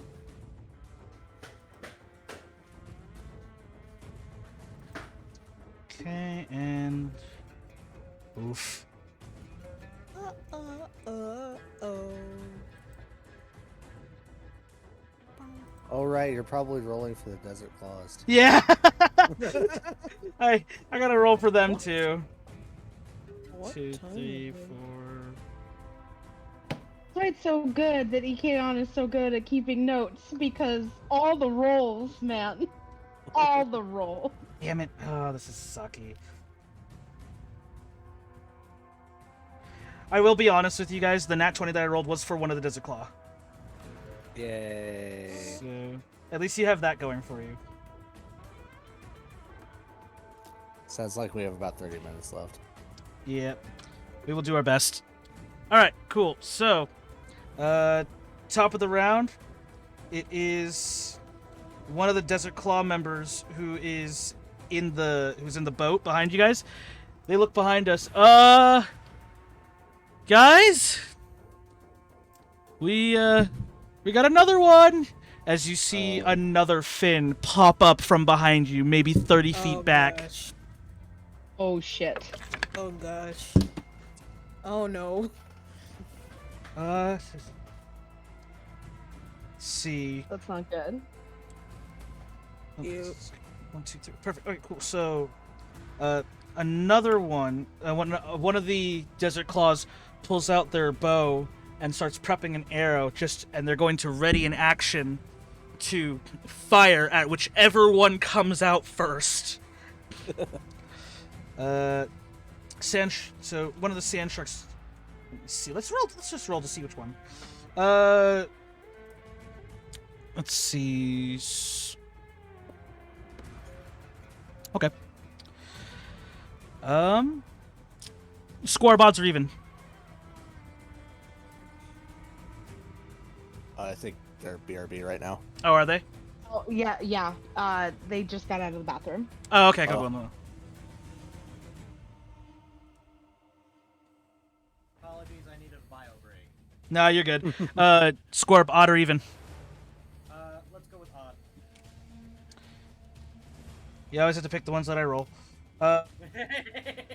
Scorb, the one of the fins that the fin that's closest to you dives down out of view, and then erupting from it, you see this quadrupedal, like stone skin shark-looking creature lunge at you. Go ahead and roll me a dexterity saving throw for you and your mount. I'm not as great at those as I am at other things.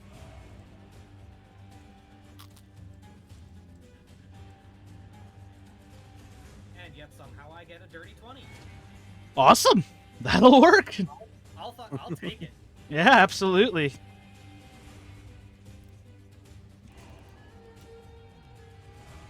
Nope.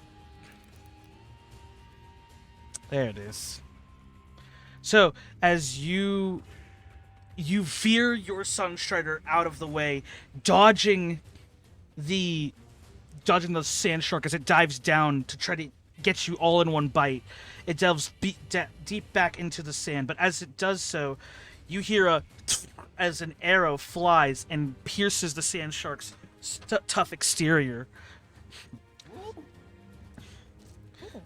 As the archer from behind you pulls another arrow from her quiver and readies another shot. Nice. Nice shot. Yepers. Ember, odds or evens? Odds. You're lucky. As as another one of the sand sharks dives down and leaps over, and just completely mistimes their jump, just completely missing their chance to leap and attack you. Oh, One of- jeez. One of the other archers, the one that's sitting in Violet's boat, pulls back an arrow and starts readying for another land shark ambush. Visper, it's my. your turn. What would you like to do? Ember, Visper, and then Serena, you're on deck. Okay.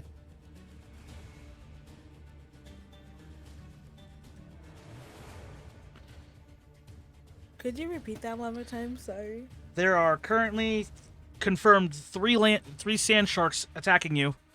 What would you like to do? Okay. All you can see are the stony fin-like protrusions out of the sand as they're chasing after you. Okay. Can I what is it? Can I attack using my firebolt? Yes, you can. All right. So I would like to attack using my firebolt. All right. Which one would you like to strike? There are currently, that you see, 3 of them. There's one behind you and one on either side of you. So you got left, right, or back. I would like to do one behind me. Alrighty, cool. Go ahead and roll to see if you hit with Firebolt. So I'll click +5. Yep. Alright. Yep, you click that, and then... Fuck Do it. me! Yeah, you hit. I got a 24. Bugger me. Yeah, you definitely hit. Mamma mia. Go ahead and roll your damage. Alright. Got a Oh. 1. Is that the only damage you have? Is just the 1d10 fire? Yeah, it's a cantrip.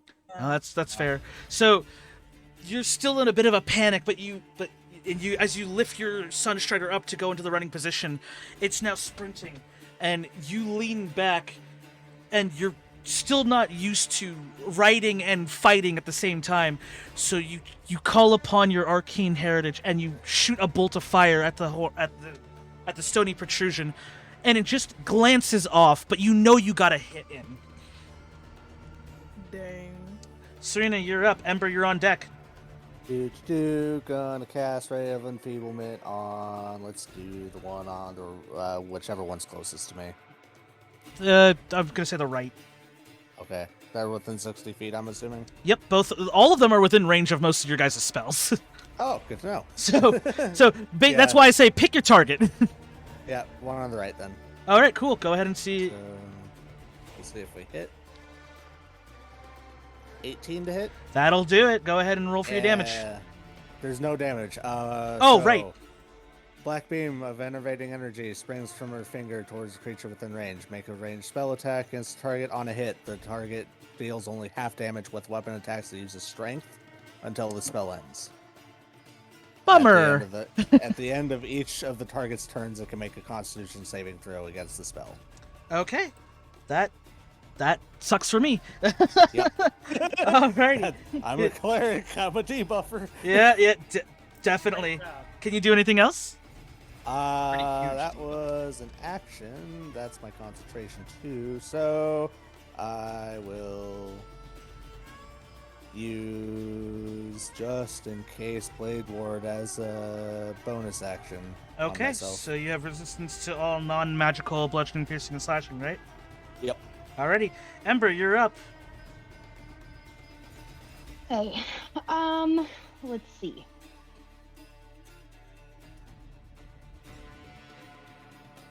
Don't As forget, the guys, you bard, have inspiration points. Yes. As a bard, there's not a ton for me to do in specific situations like this. Mhm. I think that what I can do though, is one of these creatures within like stabbing, like within 5 feet of me. You can maneuver your Sunstrider in to strike them if you wish. Okay, well I'm going to withdraw my rapier Okay. and I am going to head towards the one closest to me That would be the one on the left. and try to stab it in the eye. Okay, cool. So go ahead and so you're going to move your Sunstrider in with your rapier drawn, and you're going to try to lunge for it. Yeah, go ahead and roll to see if Yeah. you hit. Okay, and then what do I roll to see if I hit?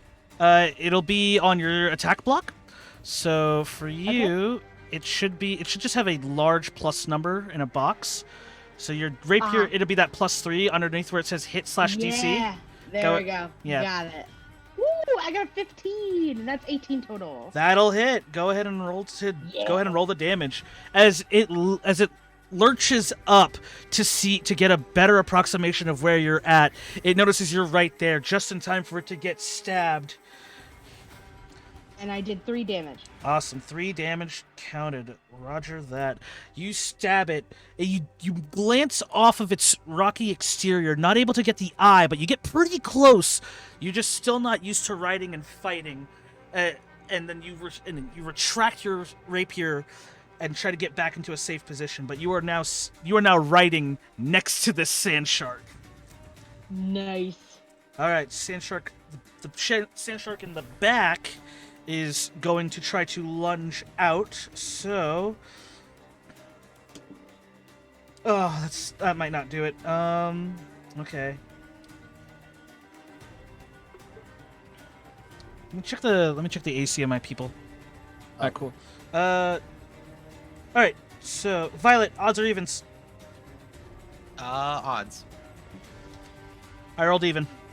So it's not the boat so your boat's not being attacked. My turn. Not yet. But your boat's Okay. not being attacked as the sand shark ruptures out from the sands behind you. But both archers were ready to go and just. Let's roll to see if I hit. Yep. And. Yep. Okay, both will hit. 2 arrows go right between the chitin-like exterior of the sand shark's belly and veer it off course, causing it to drop down before it even has a chance to strike. These Desert Claw archers are doing their work. But Violet, is your turn. Scorb, you're on deck. Great.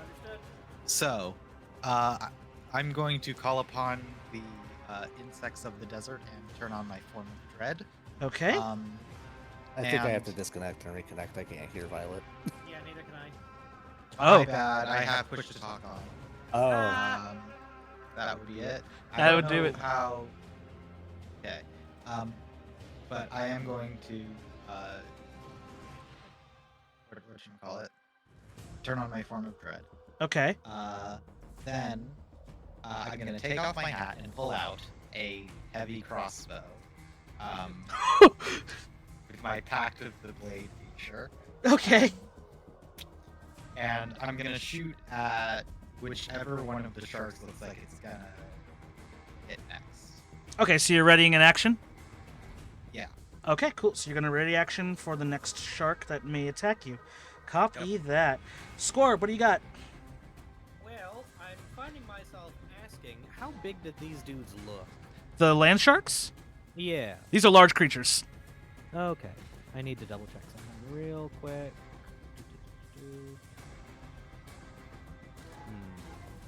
Gust of wind. Oh, right, your Yeah, 10 hit points. I don't think Yep. that wind collar is going to be super useful here. So really, all I'm worried about is scaring these dudes off. I would like to go ahead and try to do exactly that. Actually, Okay. I'm going to puff myself up as big as I can, get my hands above my head, and just kind of look one of the nearby sharks in the eye and like go rah and like try to scare the piss out of the damn thing. Awesome. Roll to see if you can intimidate the shark. That is a no. Well, I mean, you know what? Let me go ahead and let's roll a wisdom saving throw. Did I roll 1? It I- might. I rolled a 10 on the die, sadly. Oh. That's okay. So, is there anything else that I'm still able to do other than because I'd like if I will can't treat attack that it- as a bonus action for the purposes Okay. of, not as an action, as a bonus action. All right. In that case, I would like to fling myself from my mount to the thing that I just tried to intimidate and Okay. just smack it with my sword. Go for it. Roll to see if you hit. Alright. I have a much higher chance of that since I've got a +5 to hit, Yeah, and that's total of 23 to hit. that's definitely gonna hit. Roll your damage, bud. All right, and that is 4 damage to the sand shark. Alrighty. Alright, so it's 4 damage marked. And do you have anything else you would like to do this turn? Nope. Alrighty.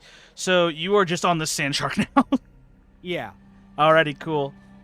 So, Scorb, you leap from your Sunstrider and plunge your sword into the sand shark. The sand shark bucks just a little bit, but maintains its course as it's just trying to still stick to its prey, which apparently is now on its back. Yeah. All right, the half elf's Desert Claw member who was riding along with you guys. She's trying to figure out what to do in this situation. So what she does is that she pulls out what looks to be a small set of stones, and then she causes them to lift up with some sort of arcane energy, and she just shunts her arm forward, trying to shoot one of them. Oh, it's magic turtle time. All right, hold up. Blah. All right, so now we got The that. inspiration is gone. Work in progress. Just know you have 5 inspiration points. just pretend they're there. Magic turtle deletes.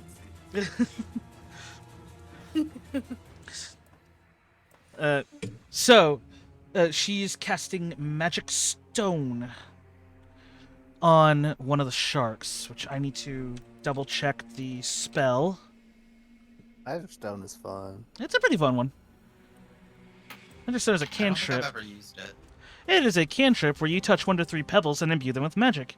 She is going to literally hurl them at a sand shark that is within 60 feet of her, which is the one that is being attacked by Ember, and it rolls with her spellcasting modifier. She whiffs terribly, sadly, and dead. In fact, Oh no. but it's okay because it was just a bonus action. For her action, she's going to head, and if I remember this, and if I have her character sheet up, no, DDB, please do not fail me right now. I need her character sheet, please. I worked so hard on her for the last 2 weeks. I don't need this right now. Isn't technically throwing the stone the action? Let me see here. Making the stones is the bonus action. Yes, you're correct. I apologize. I misread the spell. Thank you. So she just made the stones the bonus action, tossed one of them, and failed. All right, cool. Let me see if I'm actively sabotaging us with my rules luring. It's okay. but I respect you for keeping me on track. Alrighty, at the bottom of the round, you notice, Violet, you would notice this. There is a much larger fin that juts out of the sand 60 feet behind you guys. Oh. Can I change my ready to action when I notice that to that thing? It's just whatever shark attacks first. Yeah, is my ready to action. So, okay. Yeah, if you want to... I'll allow it. I'll allow it this time. You can change your ready to action to specifically target that one if you wish. I think so. Okay, cool. But it is definitely larger, about maybe twice as large as the fins that you've seen from the other 3. We need to go. Yep. It's fine. I've For- got it. For those of you who are the least bit distracted, if you would like, go ahead at the top of the round. Go ahead and roll me a perception check if you'd like. All right. Is that now? Yeah. Would that be all of us? If you guys would like to. That was a 7. 7, also 7, got a 2, 17. 17. Boy, howdy these rolls. They're goaded. Yup, they're definitely goated. I would say, Visper, you would notice that you can finally see at the edge of your vision the skyline of one of the Scarab cities. Finally. It still feels like a half day's journey out based on what you guys are doing, but you guys have been sprinting this entire time, so your movement speed has increased significantly, so it's probably closer than you think. Top of the round, the leader of the Desert Claw group, he's gonna sit there and be like, all right, cool. Let's see if I can still do this. Okay, 1 minute. I got this. As soon as I can pull up his character sheet. Why did I not pull up his character sheet? I am a fool. A fool. Everybody focus on the small ones. I got the big one. I know what I'm doing. That's what she said. I mean, what? Excuse me, ma'am. This is D&D. Excuse me, this is a McDonald's. this is This is a Wendy's. this is a Wendy's. All right. Okay, I think I can do this. And he claps his paws together, and his eyes begin to glow with arcane energy as he creates 4 motes of magic above him, and he's focusing so hard. And then he goes, "All right, which one should I hit? The big one or the small ones?" The small ones. Got it! And he extends his hands out as 4 magic missiles fly out, one for each of the small ones and a second one for the one in the back. So they will each deal 1d4 plus 1 damage. Luckily, I have 4 d4s right here. Woo! Awesome. So they each... so, Scorb, you narrowly avoid getting hit by the magic missile, because the magic missile doesn't miss. Yeah. As it hits the dorsal fin of this sand shark. Ember, you duck just in time as a magic missile whizzes past your head, smacking the dorsal fin next to you, and then 2 of the magic missiles hit the one in the back, just dealing... Let's see, dealing 4, 3, and 3. Awesome, that's reasonable damage for magic missiles. Like, really, Nice. yeah. And he goes, okay, I think I could do that a couple more times, but really not a combat guy. You guys hit a small little bump, and he like stumbles and falls in the boat. I got a plan. Okay, one of the archers. You sure you don't need a hand? No, I've got it. Focus on the other ones. Copy that, and she just pulls her arrow back and fires at the small one, and fires once more at the small one. Let's see, she rolled. I'm really betting on these guys rolling low and having bad wisdom. All right, cool. So she plinks another arrow into the small one in the back for 8 points of damage as she just narrowly manages to keep her footing after that huge bump that you guys suffered from. Next is going to be the sand shark. That's actually being ridden by Scorp. How am I gonna run this? Oh, I got it. Where? Fair enough. Let me see here. All right, cool. All right, cool. So I'm going to try to buck you off. So I'm going to treat this with a strength check. You can counter it if you wish, or you can choose to fly. Oh no! I got a 15. I rolled low. Alright, and is that a strength save for me, or what is that? It'll be a contested. You can do it as an athletics or acrobatics check. It's effectively a grapple break. Alright, acrobatics is better for me, so I'm doing that. And that's 14, So you failed by 1 because I rolled a 15 total. yeah. So it's able to buck you off, but you don't lose control of yourself because, well, you're Scorp Featherfowl. The sky is your ally. Yeah. So he manages to throw me off, but I managed to keep up because I've got wings. Yeah, but that was its entire turn trying to get you off, and I'm going to reword that. We've just met, my Sand Sharky friend. I was gonna say that's what she said, and then I was like, I just dropped one of those. I don't know if I can do another one this soon. Yeah, but the timing was just so perfect. Anyways, Great timing. Ember, the sand shark next to you is going to try to strike at you. It's going to try to bite you. What is your armor class?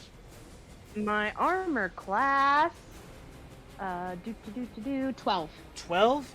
Wow. That's... She's a bard! Sorry. I'm a dwarf.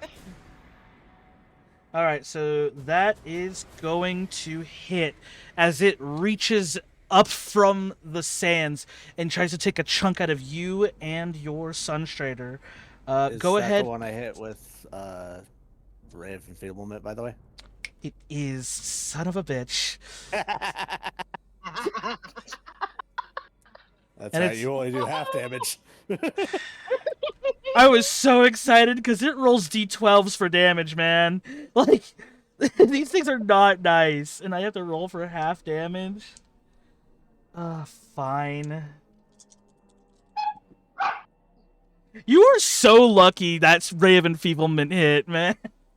I rolled some nasty d12s. I believe Ooh. that. Let's see, that is 9, 10, 11, 12. 19 divided by 2 is what? 9 rounded down? Yeah. Yeah, so you take 9 piercing damage Damn. as it takes a chunk out of you, but it's weakened state. It only manages to like nick you with a couple of its fangs. Lovely. And then roll me an animal handling check, please, because your Sunstrider also took that damage. Cool, got it. 15. That is more than enough to maintain control of the Sunstrider.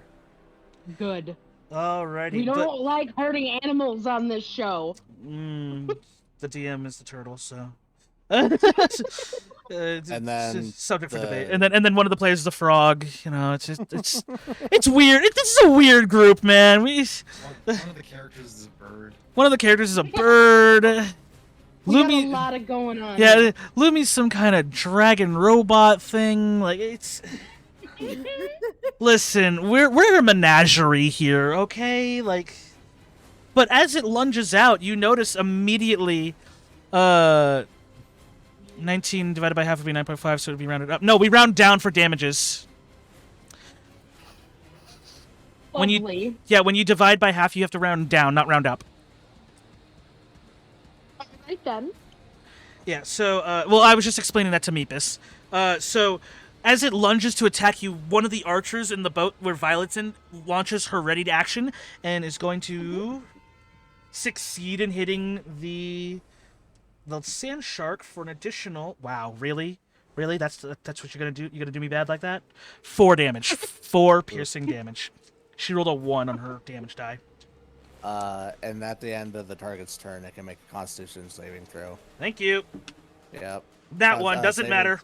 Okay, it's 13, but That one doesn't matter. That sucks. Combat is going in an interesting direction. That sucks so bad. They have such a high con saving throw too. That's like their best one. Such a bummer. Visper, you're up. Serena, you're on deck. okay. Because what I was gonna do for the other Desert Claw archer was that after her ready to action, she's just gonna ready another arrow. Yo, I actually got a bounce right now. So yeah, I gotta go. Alrighty, then would you like me to pilot your character? Yes. Do whatever. Go wild. Go crazy. Be Alrighty. chaotic. Warb and I also gotta take off. Alrighty. In about 8 minutes, we can finish this encounter, I think, because I don't know if it's going to take that much longer. It shouldn't take that much longer. It's mostly a chase and less of a combat. Yeah. So, yeah. but yeah. A little See bit y'all Mad guys Max later. over here. Alright, Vespri. Chaotic as possible. Bye. Bye. Alrighty, take it easy. Okay, let me see. What does Visper have? She's got some pretty great spells, not gonna lie, guys.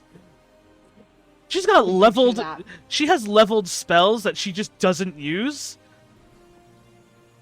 But as the DM, I'm gonna be that guy who's gonna cast leveled spells without burning spell slots for her, because that would be mean, and I don't want to do that to her. Yeah.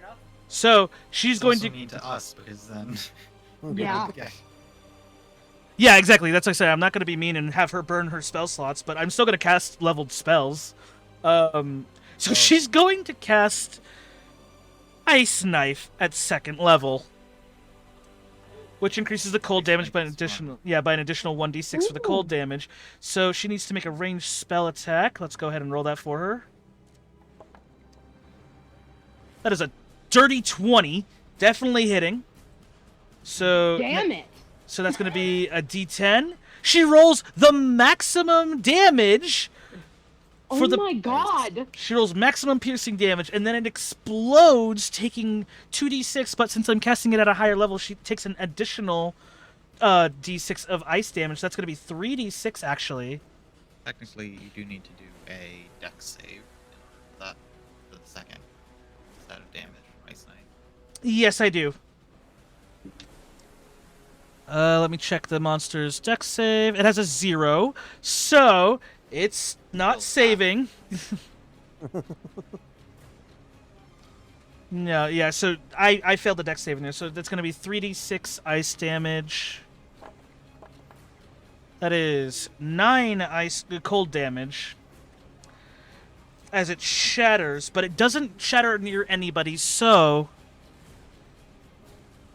And that Still, will 19 damage is hefty. is hefty for a second level spell. Yeah. She's just like, nah, I'm good. Ice knife, and just, it shatters. Serena, you're up. Ember, you're on deck.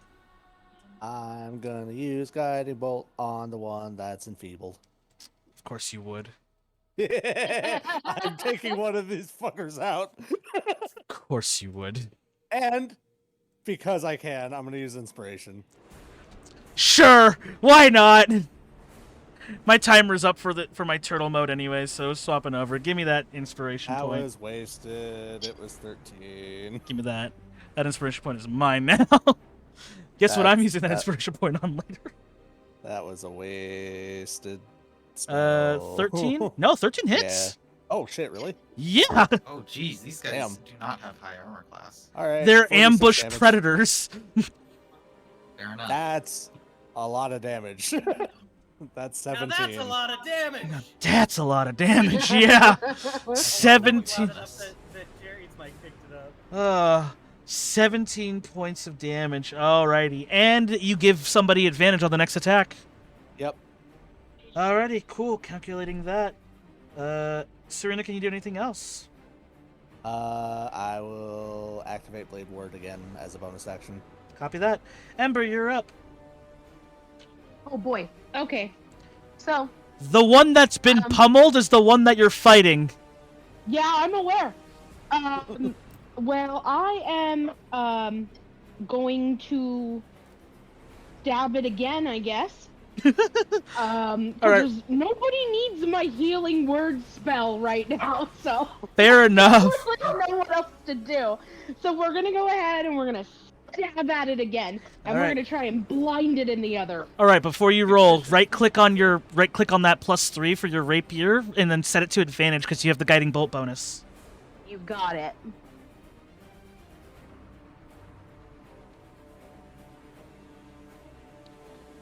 Okay then.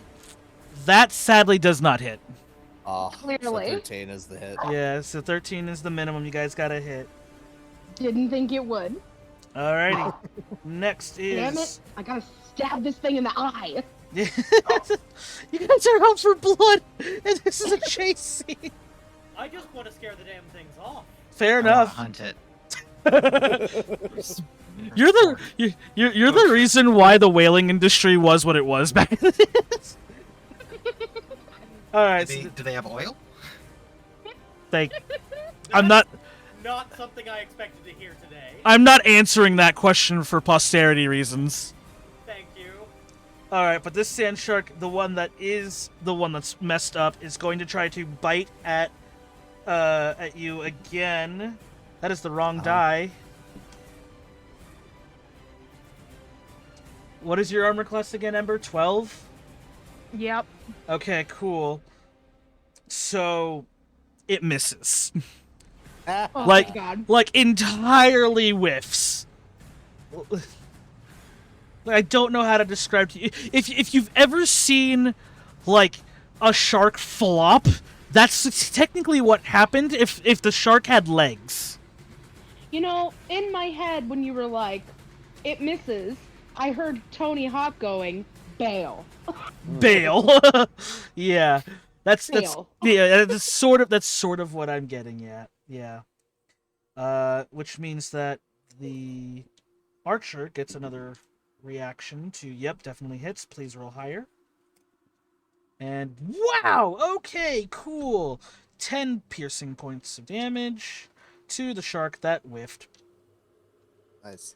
Violet, you're up. Scorb, you're on deck. Don't forget Oh, about the saving alright. throw. All right, thank you. Big guy did not show his God face. damn it! No, I didn't succeed again. Rip. Can I just shoot big guy? Yeah, Even though he It's- hasn't attacked? it's a pretty big creature. You could so at the start of your turn, your ready action resets. You have to say you're declaring a ready action again. Yeah. Well, I I want to just shoot him. Yeah, go for it. All right. Blast him. So Wait, I started blasting. So anyways, I started blasting. I'm gonna take that my inspiration. All right. On that one, I think. So we're gonna take that inspiration. Up to a 14. Not great, but it hits, right? For the big one, yes, it will hit. Great. That's going to be 8 damage, and it is going to need to make a wisdom saving throw. All right. I'll have you know that these are sharks. What is the DC? 13. I rolled a 19 on the die. Damn. Nice. As your bolt punctures into the dorsal fin of this sand shark, it ruptures from the sand, and I need everybody to make an animal handling check. Animal handling. As it causes a small shockwave from its rupture. That's a 14 for me. Okay? The DC we're setting is 12. Okay. I got a 21. I got a 7. Don't you have advantage on animal handling check, Scorb, for being a cavalier? I do not. But if I am dismounted, I do not land on my butt. I instead land on my feet. Fair enough. But I've got wings, so I don't care either way. Again, fair enough. I actually had not remounted. Oh, that's right. You have it. Never mind. You don't have to roll animal handling. Unless you... wait, are you still tethered to your sand strider? Oh, yes, I am. Yeah, so I will treat that as you trying to maintain control of your sand strider. Ember, did you roll animal handling? Oh, I didn't. I'll roll it again. Here we go. Boop. Yeah. 14. That passes. Now I gotta roll for Visper, because she has her own one. Let's see. Oh, she's got a +1. She rolls a 12 exactly, which is what she needs to pass. So, with that in mind, Violet, you technically didn't need to roll because you were in the boat. Yeah, no. So, But but which hey, is sad because I got a 19. yeah. But okay, so the shockwave ruptures the ground, causing you guys to have to wrangle your Sunstriders to make sure they don't trip and fall. And Scorb, yours kind of stumbles, but if you would like, you can make a dexterity saving throw to try and reorientate your Sunstrider. If I would like. That is a total of 10. That's good enough. So you're just like, whoa, buddy, whoa, buddy, whoa, buddy, and then like you just pull on your tether, and your Sunstrider is able to like go from like a weird flailing to go back into a crawling state to then leap back up and then start running again. Yeah. Alrighty, so with that in mind, the half-elf... It is that time for Ember and I. Yep. Fortunately. Yeah. Well, we're almost Keep done. going with just 3 people, or We're almost done. You guys are getting close to the city, so Okay. so we can finish it here, and then we'll end once you guys make your way to where we need to go. Alrighty. So I've got to dip out anyway, and just start getting stuff ready. So. yeah. We'll see you guys next weekend. All right. We'll see you guys next Bye. Sunday. I just realized I Bye. didn't. I just realized I rolled the Constitution saving throw, and I forgot to burn the inspiration. So I'm gonna give you guys back an inspiration point, just so that way I can see if I can get my Sandshark to not be enfeebled. That is a 17 on the die. Damn. All right, so it is no longer enfeebled, but boy howdy is it having a rough time. Okay. Yeah, it's not gonna have much better time. No, not really, because the half elf, she's going to go ahead and she's going to try to shoot another rock at it. That's the 4th nat 20, I believe. My God. All my nat 20s are... Yeah, 4th. That's the 4th one today. nice. All of the nat 20s been you today? 3 of the 4. I got one. Also, I wanted to ask a question. Can Yeah. I use the inspiration pool to impose disadvantage on one of your rolls, like a saving throw? Yes. Oh, Cool. I'll keep that in mind. I was gonna wait till you guys reach like 5th level to bring that up, but you asked the question, so I figured why the fuck not. Okay, so then the large land shark is... Oh, no, the half-elf, yeah. She hits, deals damage. What is the magic stone damage again? I forget. I have it pulled up. It's a D10? 1d6 plus spellcasting ability mod. Alright, cool. Oh, come on, girl. She only got 6 points of damage. She rolled low. She technically got a crit, right? No, she rolled low. Oh. She has a +3 modifier to her spellcasting, though, so she rolled a 3. Next is the big shark. The big shark is going to move up, and it is going to try to capsize the boats. oh. So everybody in the... So let me just see how it does it. Okay, so you guys... Oof. Okay. So everybody that's in the boat will have to make a... I'm going to treat it as a... What would seem fair? An athletics? Because you're trying to... I'm capsizing the boat. Yeah, to hold on. Either athletics, or we can treat it as a dexterity check, whichever one you prefer. Or dexterity saving throw. I like athletics more. That's going to be a 22. That'll pass. Nat 20 for the archer. That's the 5th one. That's not gonna pass. Not gonna pass. Oh boy. Nat 1. Oh boy. Okay, one more. Did all of our friends fall off the boat? All but one. Oh no. As it dives down, you feel a low rumbling, and then rupturing between you and the other boat is this large land shark that capsizes both boats. You and one of the archers, Violet, managed to maintain your hold on it, but the other 3 and one of the other companions in your boat fall off. Well, Ruh-roh. It is at this time where the leader is going to... Where did I put his character sheet? Oh no, I lost him. I lost him in the sea of cards. Oh no, where did he go? I had a spell prepared Peter for him. guy, can you help them at all? Do you have any sort of like teleportation magic or anything? Yeah, the leader guy is the one I'm looking for right now. Oh, I didn't pull up the spell? Son of a... Okay, fine, that's fine. That's fine. Let me just pull it up here real quick. Oh, nope. Okay. He does not have the spell I was looking for. Alrighty. Oh. So he begins to tumble. But beforehand, he's going to just reactionarily cast Featherfall to keep his allies from taking any fall damage, at the very least. Good. So he's like that. So he got that. He goes, oh god! And he claps his paws together, and then the Featherfall slows their descent just enough so that way they don't take any damage from falling. But they are now precariously in the air.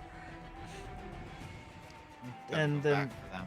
Yep, at the top of the round, you guys can see the skyline. It's now taking up half of the skyline for you guys. So you guys are getting really close. It looks like you can make it there in maybe 2 more rounds if you really book it. Yeah, but we need to go back and save these guys that have fallen off. Yep.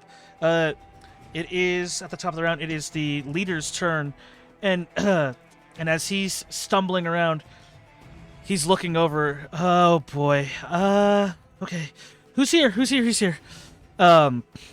He seems to be in a sort of panic state, but let me see. What is this? There it is. Okay. He digs deep, and he's going to... Is this the spell I was looking for? No, it's not the spell I was looking for. Dang it, where the hell is the spell I was looking for? There it is. He's going to look dead in the eyes of one of the sand sharks, and as the big one turns around to go back and try to get them, he's going to attempt to cast Hold Person on it. Or not Hold Person, Hold Monster. I'm sorry, Hold Monster. Okay. All right, so they need to make a Wisdom saving throw. Well, these are not the wisest creatures. Yeah, I sure would hope they're not the wisest creatures. I rolled a... Wait a minute, I can burn another inspiration. So there's all that inspiration back for you guys. Because Yay. I rolled a nat 1. That's not better! Oh no. That's... You get a 2? Yeah, Oh. cool. So as this larger-than-life sand shark lunges out to try to eat him, he sticks his hand out and just closes his paws, and then suddenly the land shark freezes in place as it is paralyzed in front of him. One of the archers gets back up and starts running over to her leader and sets up an arrow and begins to ready in action to fire at another land shark. Land shark that Squarb is on fails to attack Squarb and decides that they are the easier target. So after it fails to munch on Squarb once more, it is going to pivot back around and try to go after the stragglers. Your Desert Claw archer, Violet, does shout, "We need to go back!" Yeah, we're gonna. Alright, fine. Then let's do this. And then she, in a fit of a panic, like, you see her eyes glow faintly as the arrow ignites, and then she's going to cast flame arrows, and she's going to fire a flame arrow at one of the sand sharks. Well, I could use one of those. Yeah, I know, right? Okay, so let me just roll for that. I'm a menace to myself. That is the 6th nat 20. So she's critting, which sucks for me. I really Arrows effective. Dude, I wonder, does flame arrows, can I crit with flame arrows? That is a good question. Let's find out. Spells. I just know she has a spell, so that's why. Using expanding ammunition drawn from the quiver, the target takes an extra 1d6 fire damage. Ah. So the bow itself does it, but the extra fire damage probably doesn't crit. Okay. Well, Yeah, that's added effect. yep, well, crunch crit logic, so that's... Okay, so... I think I've been rolling the wrong damage die because I'm thinking longbow and not shortbow, which is what she has. So I'm going to just double check to make sure No, I have been rolling the right damage. All right, cool. She's just been rolling really high for her damage dice. Okay, cool. So she gets 6 plus 4 plus a d6 of fire damage. That's not great, but it's something. So 6 plus 4 is 10, plus 3 is fire, plus her dex modifier is... Wow. Okay, cool. So 10, 13... She deals 16 points of damage in total. Nice. As a flaming arrow lunges out and stabs one of the sand sharks that was in the back. Going back, it is Visper. Visper, realizing that she has to backpedal, she is going to spin around, and then she's going to race her way back. She is going... Oh, wait, does she have... She does! Oh, no! I didn't realize she did. I forgot about this. Cool.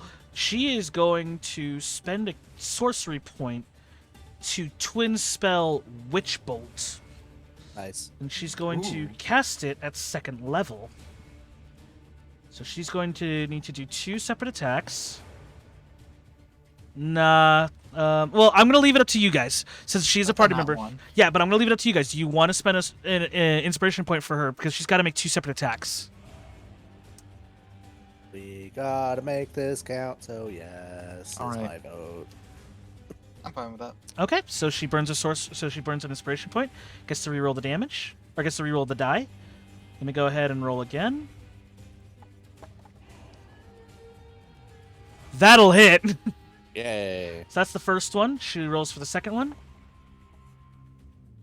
That will not hit, however. Oh no. I don't know if it's worth losing a second inspiration on. It's up to you guys. We got one. All right, one. All right, cool.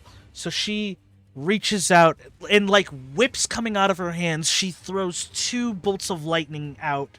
One of them missing, while the other one hits one of the sharks.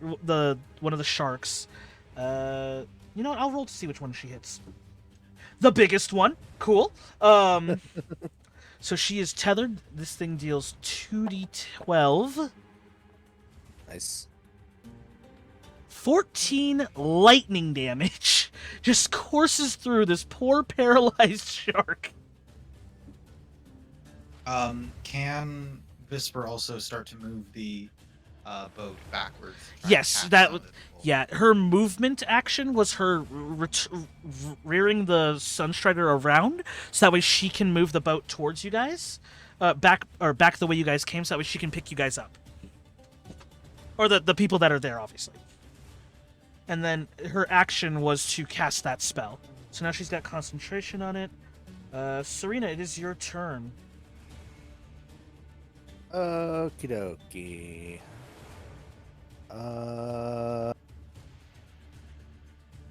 Oh wait, no, it was Serena and Scorb who had the boats, but she's Yeah.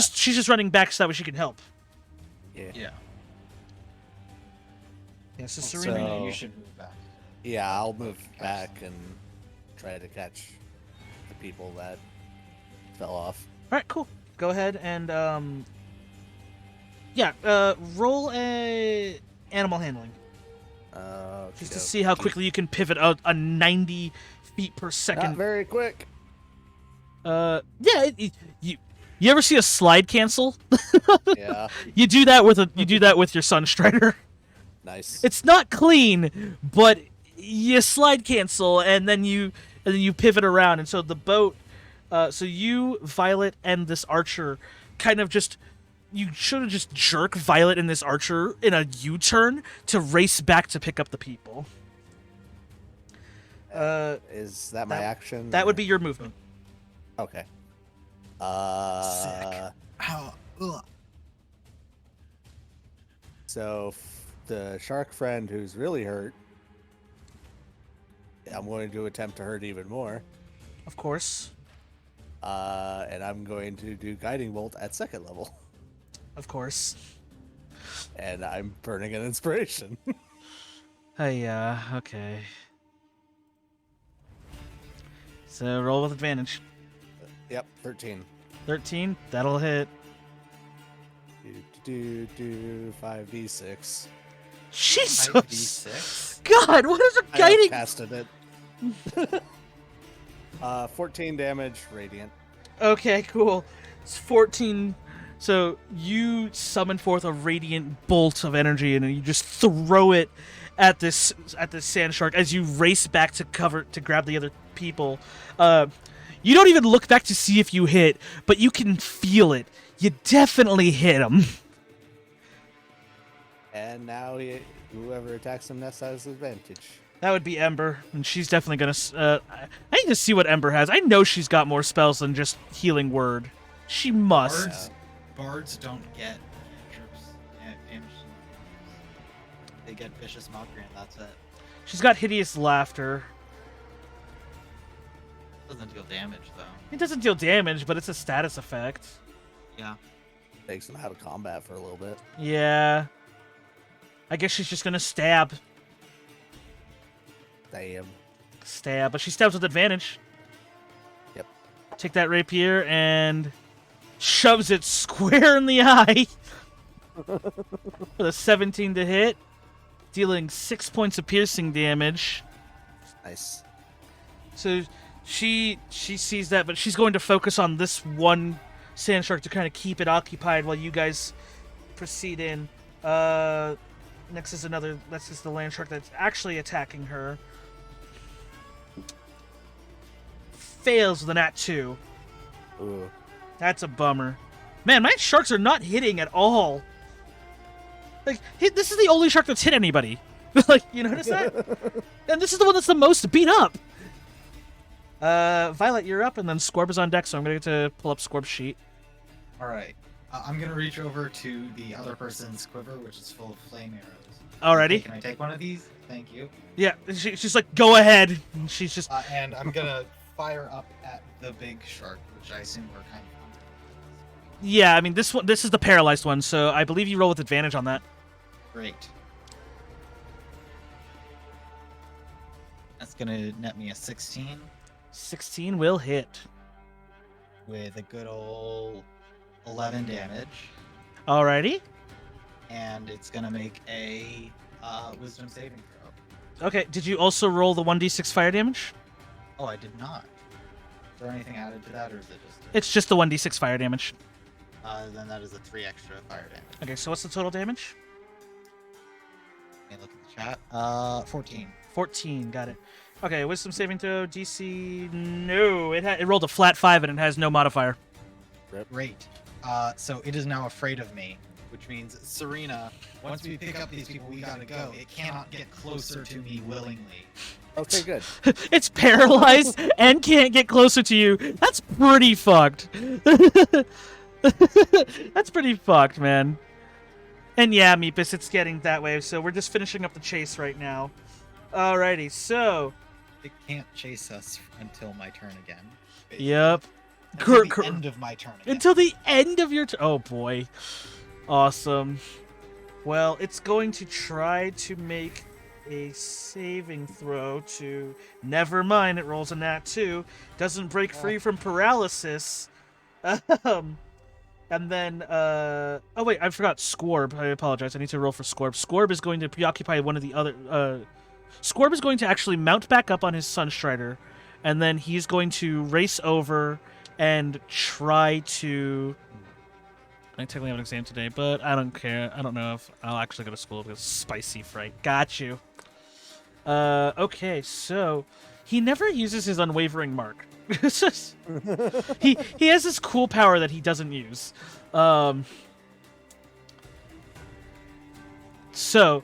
Scorb's going to race over, and he's going to try and drag the boat back with him. He's going to need to roll an animal handling. Let me go ahead and roll that for him. You have a good one. That's good enough. All He right. needed a 10. So he completely, like, Tokyo drifts the Sunstrider and the boat. And then he's going over and he's gonna try to pick up the other one. So you guys are gonna be doing this like intersection of trying to collect as many people as possible to get them back on the boats. So that will be his entire turn. Should be they should be able to drop onto our boats now, right? There were 5 that fell off and there were 5 spaces. Yes. Great. Well, 4 dropped off. 4 dropped off. Yeah, because you and the archer are still on the boat. So 1 dropped off Right. of you, and then the other 3 dropped out of Scorb's boat. Right. So- Yeah. So next it is the half elf. Half elf is going to continue bombarding this same shark. I swear to God, this poor shark. Let's Poor see. little guy. This shark takes a hit. They're quite big, actually. They are. They're quite large. Taking. Wow. Okay. So that is 8 points of bludgeoning damage from the last magic stone she had in her hand. It's... Um. Didn't she roll a crit on one of those? Yeah, that was the last stone she had. No, that was the archer. The archer, the fire arrow archer rolled a crit. Oh. Okay. Yeah, I she- was misremembering. Yeah. She. This is the one that took Violet's Sunstrider. Okay. Yeah. Hmm. That's all she's going to do. And then that sand shark. I'm actually going to do a morality check now. Just to see, because they are ambush predators, but this is a lot more than they bargained for. Yeah. Yeah, no, that one's definitely leaving. So Good. this sand shark is out of the running. It decides to retreat. So that one's battered and beaten to hell. So that one's gone.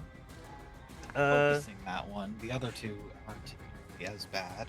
Yeah, so the big sand shark is going to try to do a Constitution saving throw. Rolls a nat 1. Not even going to bother using an inspiration for that one. Because it's a wisdom save. Like, it has no wisdom. Yeah, he's a dumb shark. He's a dumb shark. Oh, wait a minute. Not like he could get willingly closer to me anyway. Correct. Let me see here. Okay, it's on her turn because she still has it tethered to a witch bolt too. Nice. Oh yes. So this thing's gonna hurt on her turn, on Vesper's turn. All right, Sork is going to sit there and look around, and he notices you guys, and he goes, "All right, cool. We all here?" And he notices that both that one of the archers and one of his non-combat buddies is sitting there next to him. All right, we're over here, quickly! As he turns around, and he's just going to quickly cast magic missile at the smaller shark. So he needs to roll 4d4, or it's actually 1d4, but I like to roll for individual. Yeah.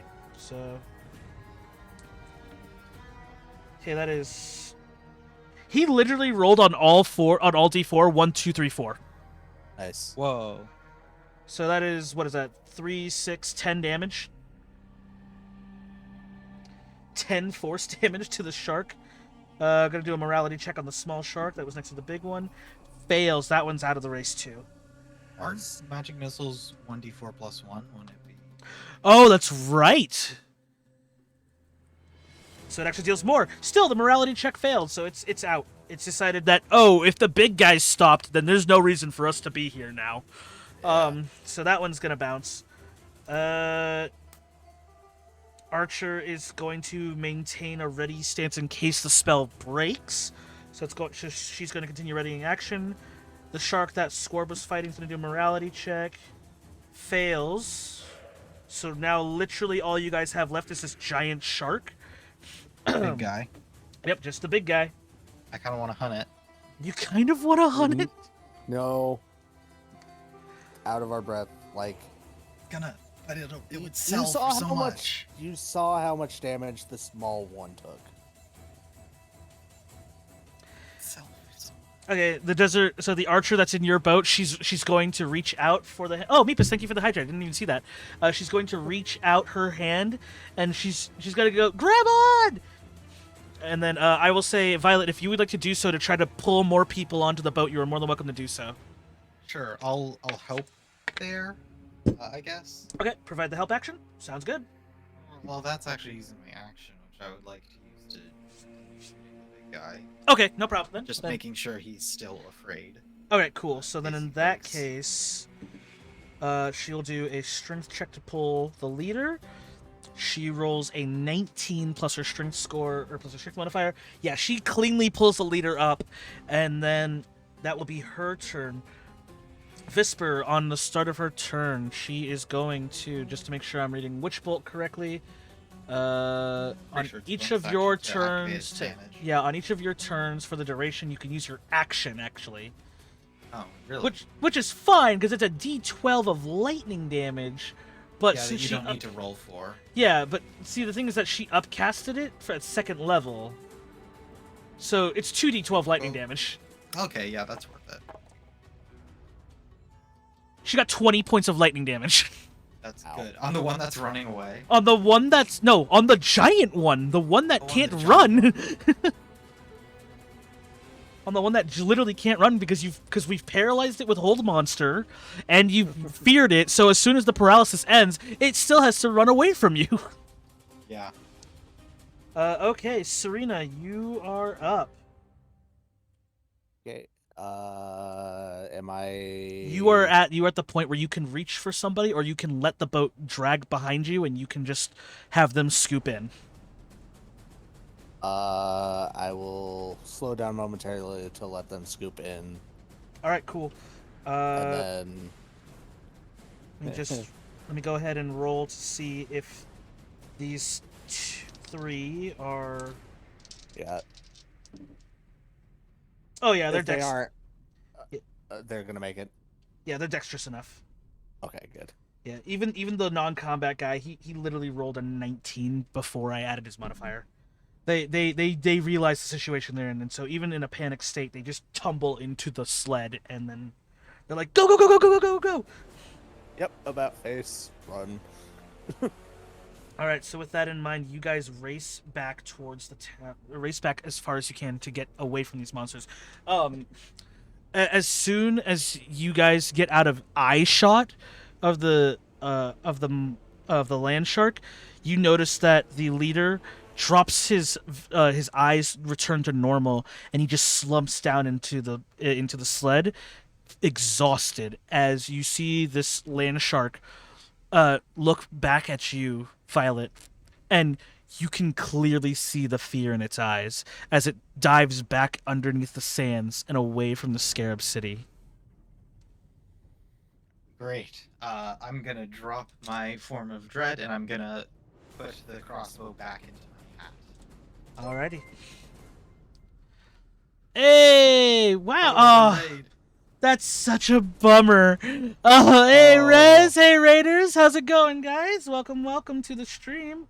Welcome to the end of the stream. Yes, as sadly, you guys yeah. you guys missed an epic chase scene. And hey, you know what though? I'm happy to have you guys here.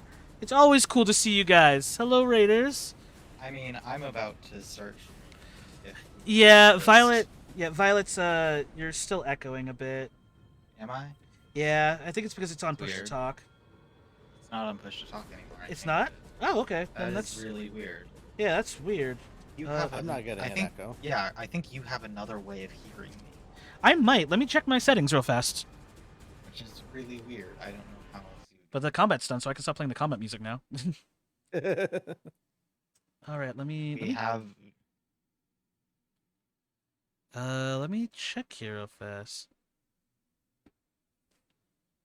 Is there? Well, I never know when I'm gonna end my streams, so that's why I don't ever turn it off.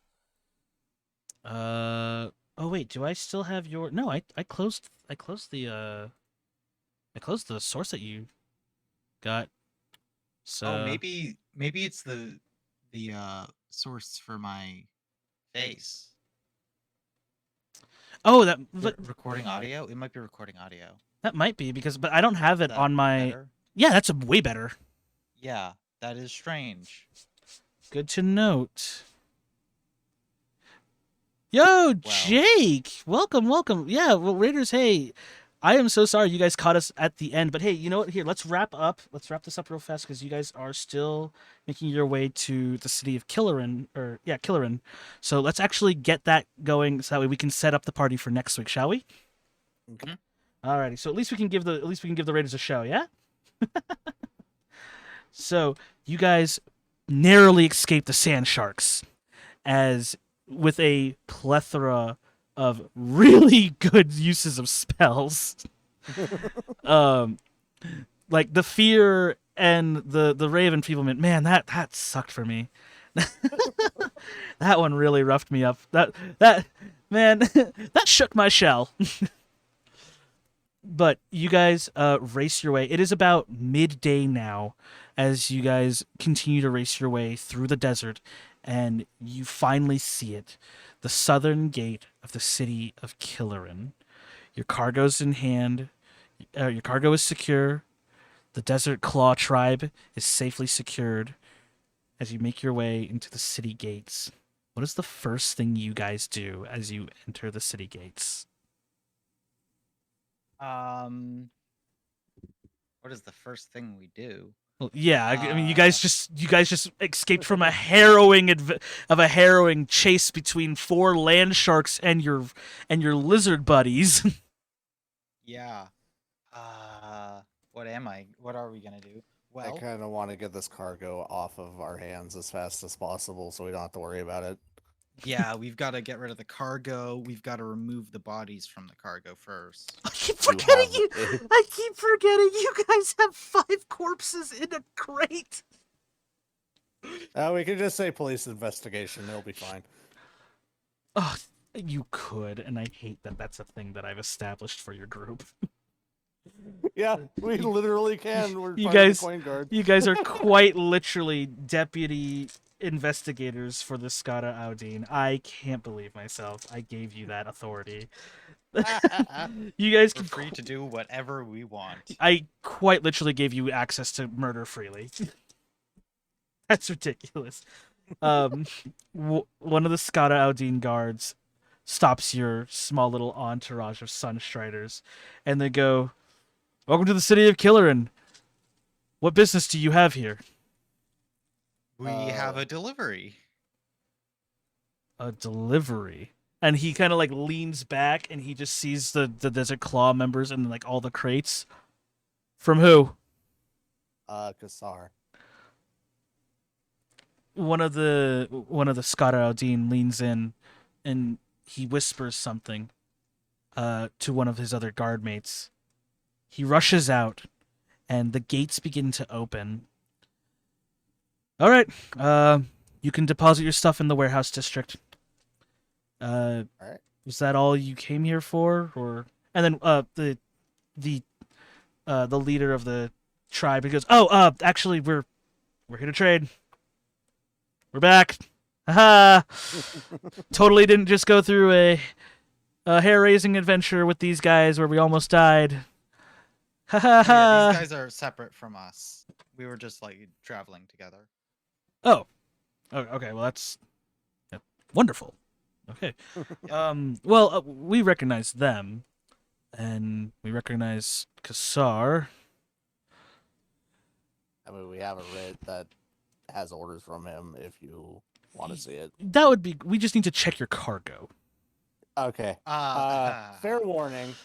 We are also under the employ of the Scar Aldine back in Blazvatan, and we stopped a creepy cult, and we are taking the bodies back for inspection.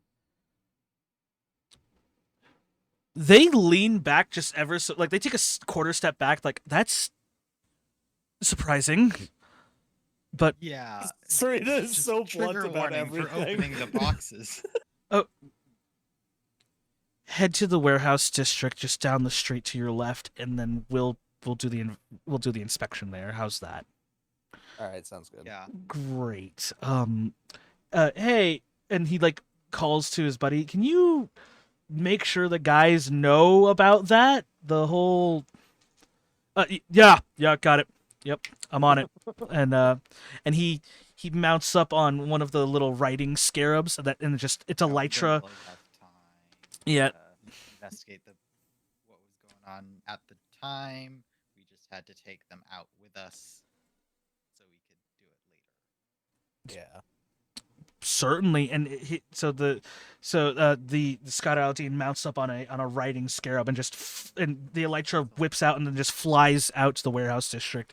Just follow that beetle and you'll be able to get to where you need to go. Yep. And I think right as you guys make your way to the warehouse before the inspection, I think that's where we're gonna stop for tonight. Bless you. That works. All right. My brother sneezed. Oh, So, with that in mind, I think you know what? We got a lot of weird energy out of our systems.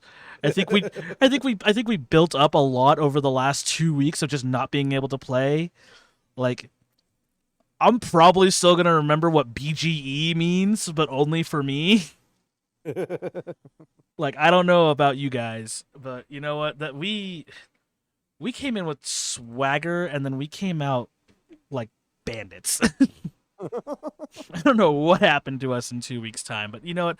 I'm just happy to be here. But hey, you know what? Before I forget, because I always do, let me go ahead and shout out my boy Rez, because whatever. What do you mean, Moobot? No, did I spell his name wrong? I swear, I'm pretty confident I spelled his name wrong, but I'm gonna try again. Nightbot got it right. Yeah, Nightbot got it. But I don't have Moobot anymore. Hey, the champion of split. Oof. That energy. the sheer confidence in that name, I respect it. The sheer confidence in that name, I do respect. Let me just double check. Nope. I did spell his name wrong. I'm dumb. I spelled his name wrong, and I feel bad for it. That's on me. Rip. I missed an A. How So dare you? I know I'm really bad at these, man. I need to get me a mod one of these days. Single mod. It's a yeah. single mod. Yeah, it's a single I mod. technically have mods, but they don't ever show up to my streams. Oh, There, boom, I got it. See, look at that. Bot gets me now. So that, yeah, if you guys haven't already, please check out my boy Rez. He's really cool. He did art earlier, but he's really cool. He's he does fighting games and he does art. He's just a cool guy, man. I respect him so much. But hey, you know what? That's gonna be it for me tonight. I gotta start making dinner now, apparently. So that's always gonna be fun. But hey, you know what? There are players, by the way. Yeah, if you guys want, those are all of our players. Sherry doesn't have a Twitch yet. She's working on it. And then also, I am streaming in about 20 minutes. I have my starting soon up at this point. Oh, cool. Yeah. If you would like to raid me, or click on the top link in that player. Yeah, and that players for the Nightbot. thing. Yeah, absolutely. But hey, you know what? I'm so glad we were able to do this. Episode 5 I've been working on for 2 weeks, 3 weeks now actually. And just finally get it out of my system. So tonight I get to do the campaign notes and then I get to start working on episode 6. And Yeah. it's going to be awesome. You guys get to explore a whole new Scarab city, Kileron. Woo. So this will be interesting to see how you guys interact with the citizens of this Scarab city now. But yeah, so with that in mind, for you guys out here in the chat, please do me a favor. Get some food, stay hydrated, be good to each other, and remember, I love you. And then we're going to do a raid real fast. So yeah, we'll go ahead and raid you, Mafia, just ever so quickly. Yeah, I'm So- gonna be playing the Resident Evil game, Shadows of Ooh. Rose, the DLC. I'm about halfway through, maybe. I don't know actually how far into it I am. Hey, you know what? I'm excited for it. It's horrifying. That's the best part. Here's the thing. I don't do horror games, right? I don't. The only time I'm going to play a horror game is if it's a collab, and if I'm not in the pilot seat. Those are the only 2 ways of playing a horror game. I'm sorry, like you're not going to get me to play a horror game, or unless you trick me into playing a horror game and I'm not realizing it's a horror game until it's too late. Those are the only ways you're going to get me to play a horror game. I'm sorry. Like, I don't even think Dead by Daylight is a horror game. I don't see it as one, even though it's touted as one. I don't see it as one. So I get to play Dead by Daylight for fun. But yeah, that's going to be it for me, guys. And then I have plans for tomorrow to stream. I just don't know when I plan on doing it. It's kind of guerrilla right now, but the weekend was kind of my time, and I was really happy to get through it. But we'll see what happens. So just, if you guys like, please follow me on Twitter. The link's down below on my About page, so that way you can keep up with me. And then I normally post maybe 15, 20 minutes ahead of time before I start streaming, or 5 minutes just before I start streaming. Until then, guys, see you later. Have a good night. Mahalo. Bye. Bye.